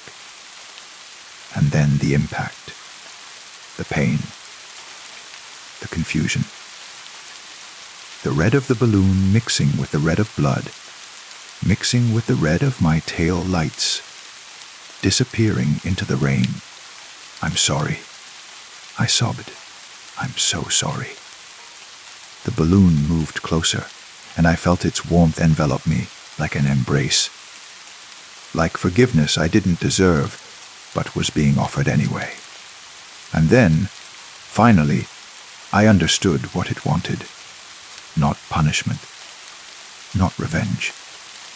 Just acknowledgement. Just the simple act of remembering, of not pushing it away, of letting the grief and guilt and regret exist instead of pretending they didn't. "I won't forget again," I promised. "I'll remember. I'll carry it with me. I'll be better." The balloon rose slowly, drifting toward the window. I opened it, and the cold November air rushed in, and the balloon floated out into the night. But it didn't disappear. It stayed there, just outside the window, hovering in its familiar spot, watching. And I understood it would always be there. Not as a punishment, but as a witness. A reminder that some things shouldn't be forgotten, that some guilt should be carried, that some grief should be honored instead of hidden. The balloon watches me still. Every day, from outside my window, constant and patient, and impossibly red against the gray sky. And I let it watch. I've even grown to find comfort in it, in the knowledge that I'm being held accountable, even if only by myself. I found Sarah on social media, learned she'd fully recovered, that she was thriving, living a normal and happy life. I sent her a message, anonymous, careful, just saying that I hoped she was well, that someone thought about her and wished her happiness. She never responded, but I didn't need her to. It wasn't about forgiveness. It was about acknowledgement. The balloon remains. It will always remain, I think. Some things stay with you, should stay with you, bright and red and impossible to ignore. And maybe that's okay. Maybe that's what we owe to the people we've hurt. The mistakes we've made, the moments we wish we could take back, but can't. We remember. We witness. We let the balloon float outside our window, weather permitting or not, and we acknowledge its presence. Every single day. Story 9. I've always had vivid dreams. The kind that linger in your mouth like the taste of copper. Where you wake up and have to convince yourself, piece by piece, that what you experienced wasn't real. Last Tuesday night, I dreamed about my teeth falling out. It started with a looseness. In the dream, I was standing in my bathroom, the one with the cracked tile I keep meaning to fix, and I could feel a molar wiggling in the back of my mouth.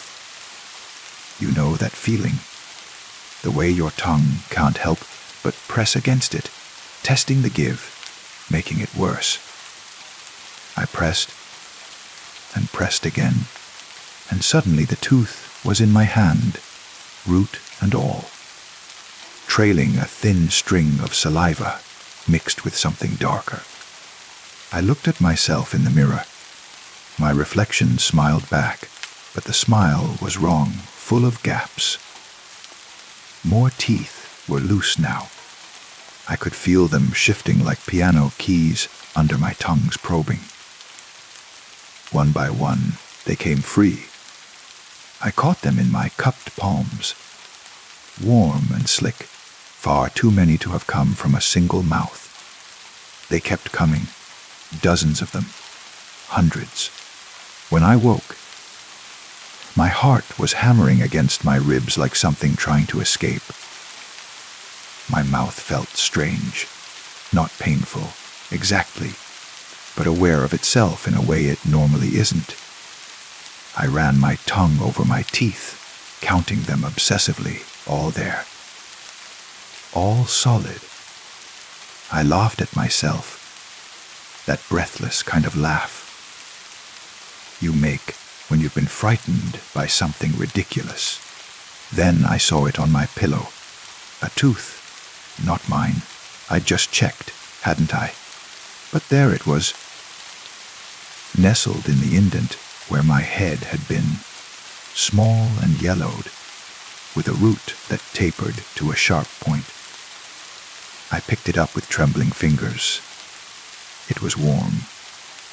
Recently warm, as if it had just come from someone's mouth. I dropped it immediately, wiping my hand on the sheets. The tooth rolled across the cotton, leaving a faint smear of something I didn't want to identify.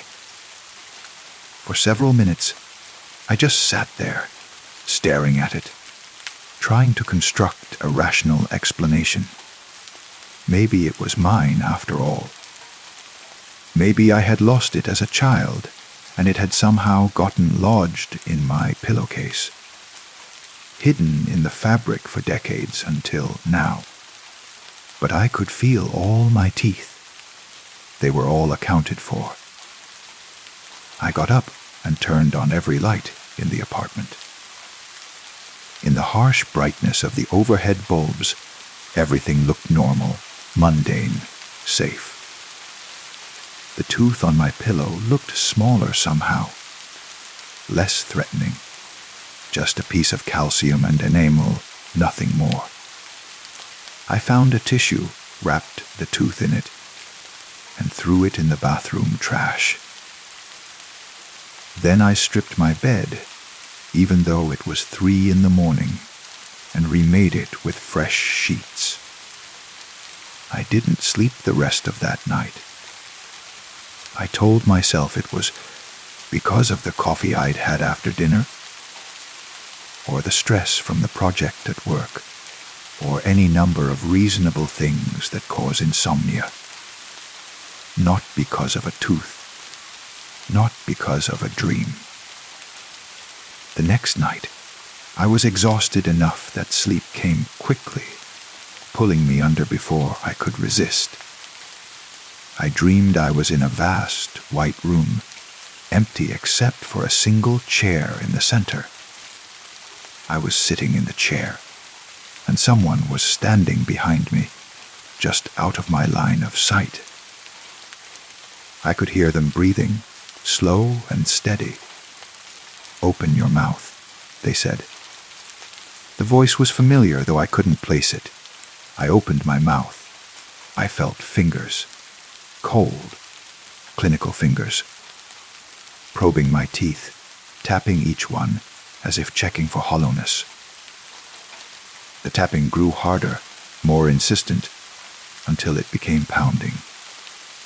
My teeth rattled in my skull like dice in a cup. When I woke, my jaw ached. I'd been clenching it in my sleep. The morning light was gray and thin, filtering through my curtains with a diseased quality. I reached for my phone to check the time, and my hand brushed against something small and hard on my pillow.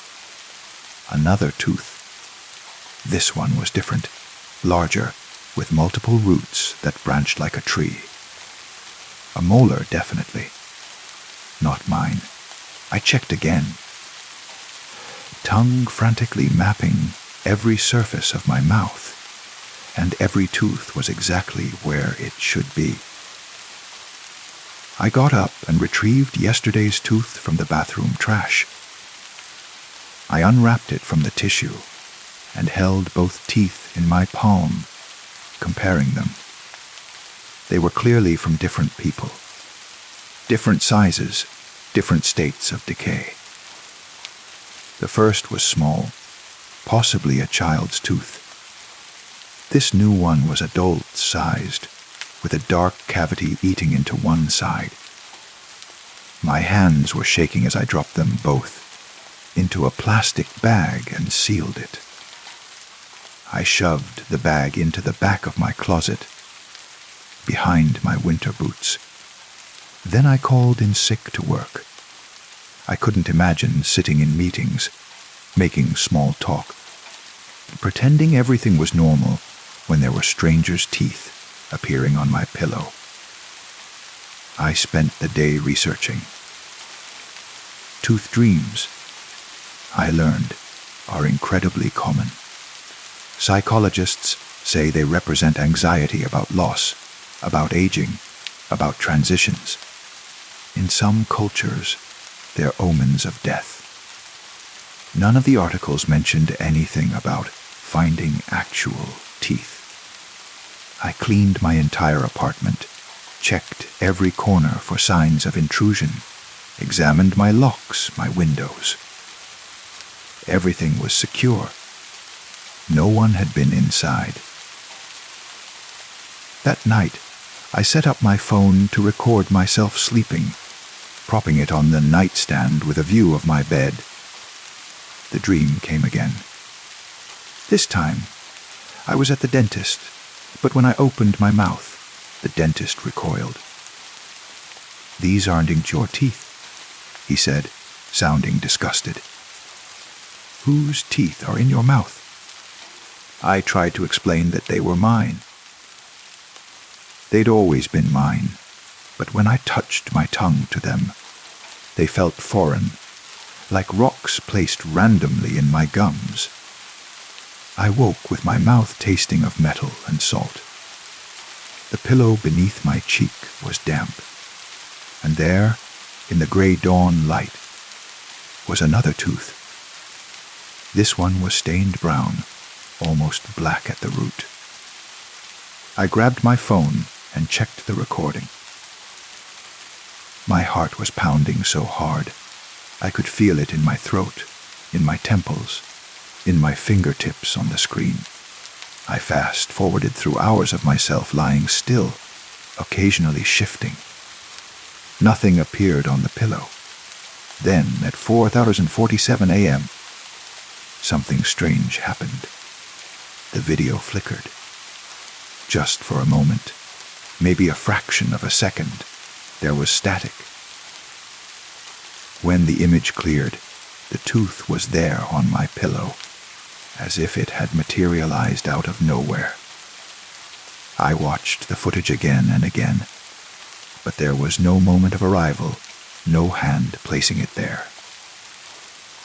Just that brief flicker, and suddenly it existed. I got up and added the tooth to the plastic bag in my closet. There were 3 now. 3 teeth from 3 different people. I wondered who they belonged to. I wondered if those people were missing them, if they'd woken with gaps in their smiles, or if somehow new teeth had grown to replace them. At work, I was useless. I kept touching my teeth with my tongue, checking them, counting them. 28 teeth. I'd lost my wisdom teeth years ago. 28 teeth that were all mine, all accounted for, all solid. But for how long? My coworker, Janet, asked if I was okay. I looked tired, she said. Was I sleeping all right? I laughed and said something about stress, about the project deadline. She nodded sympathetically and told me I should try meditation or melatonin or chamomile tea. I nodded and thanked her and wondered if she'd ever found teeth that weren't hers on her pillow. That night, I didn't want to sleep. I sat in my living room, drinking coffee, watching mindless television. But exhaustion is a patient predator. Around 2 in the morning, I fell asleep on the couch. The dream found me there. I was standing in a long hallway lined with mirrors. In each reflection, my mouth was open, and in each reflection, my teeth were different. Some mouths had too many teeth, crowding over each other. Some had too few, with vast gaps of pink gum. Some had teeth that were sharp and pointed, like a shark's. In one mirror, my teeth were made of glass and shattered as I watched, filling my mouth with glittering fragments. A figure walked down the hallway toward me, their footsteps echoing. I couldn't see their face, but they were carrying something. As they got closer, I saw it was a jar filled with teeth, rattling and clicking against the glass. They stopped in front of me and held out the jar. "These are for you," they said in that familiar voice I still couldn't place. "They're all for you." I woke on the couch, gasping. My hand flew to my mouth, pressing against my lips, checking. The morning light was harsh and unforgiving. Slowly, I sat up and looked at the couch cushion, where my head had been. 4 teeth this time, arranged in a neat line like a message. I added them to the bag in my closet. 7 teeth now, a week's worth. Would this continue every night? Would my closet eventually be full of them, bags and bags of strangers' teeth?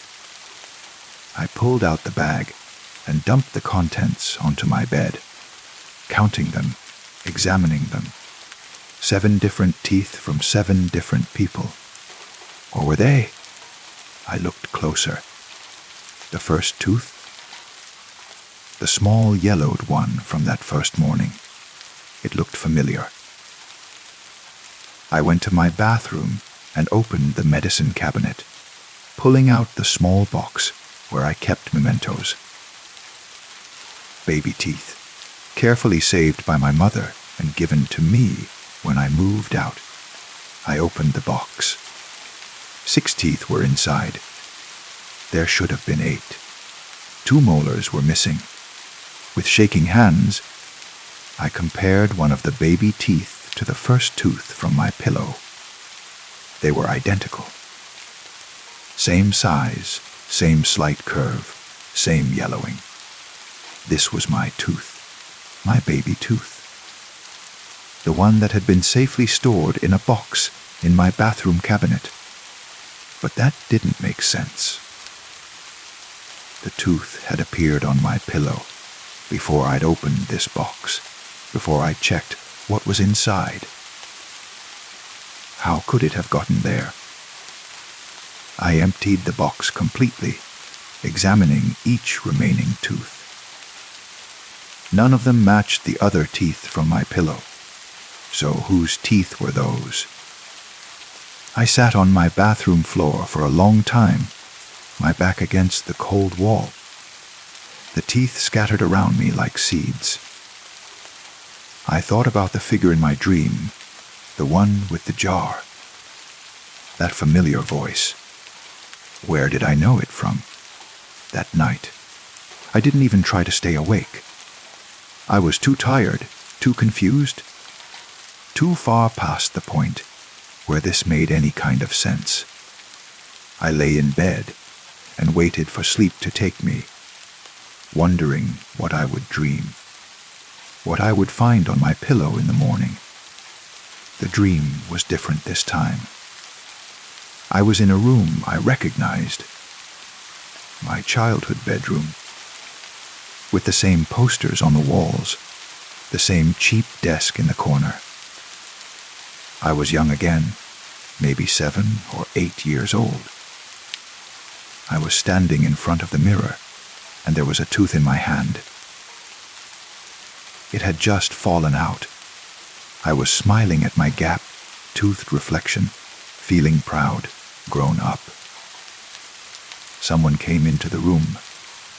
I couldn't turn to see who it was, but I felt their presence behind me, warm and safe. A parent, I thought. They held out their hand. "Give it to me," they said. "I'll keep it safe."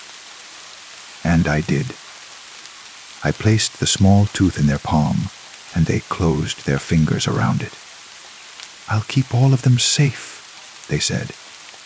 Every single one. When I woke, I lay still for a long moment, watching the morning light paint patterns on my ceiling. Then, slowly, I turned my head to look at my pillow. Nothing. No tooth. The pillowcase was clean, undisturbed. I checked under the pillow, shook out the sheets, got down on my hands and knees to look under the bed. Nothing. Had it stopped? Was it over? I went to the closet and pulled out the bag of teeth. I counted them again. 7. Still 7.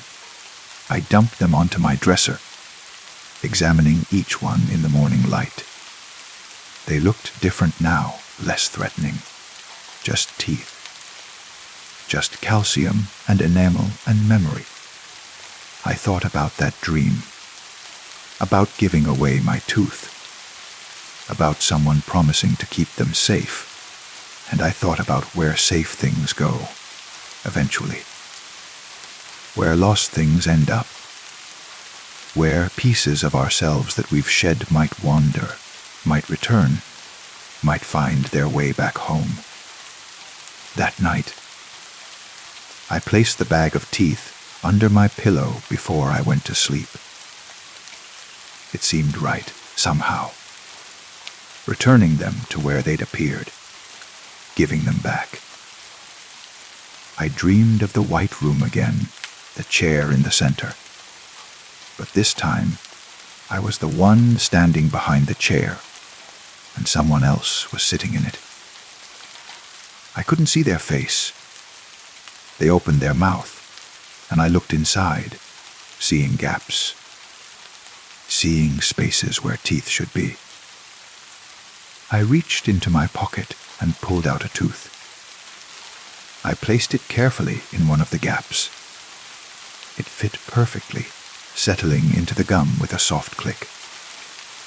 I placed another and another, filling in the spaces one by one. The person in the chair sat very still, very patient. "Thank you," they said when I was finished. Their voice was my voice. I woke to daylight streaming through my window, bright and clean. My hand went automatically to the pillow, feeling for the bag underneath. It was gone. The teeth were gone. I checked everywhere, under the bed, in the sheets, on the floor. Nothing. I went to work. I brushed my teeth that night before bed, running my tongue over each one, feeling their solid presence in my mouth. All there. All mine. I fell asleep easily, dreamlessly. But sometimes, late at night when I can't sleep, I think about those teeth. I wonder who they belong to, what dreams they traveled through to reach me. I wonder if someone, somewhere is dreaming about me, about a figure standing behind their chair, carefully placing teeth into the gaps in their smile. I wonder if we're all just trading pieces of ourselves in our sleep, passing around fragments of who we used to be, who we might become. Small, hard pieces of memory that we lose and find and lose again. My tongue still finds its way to my teeth sometimes, counting them obsessively. 28 teeth, all accounted for. All mine. For now. But I keep an empty jar on my nightstand, just in case. Just in case something needs to be kept safe. Just in case something needs to come home.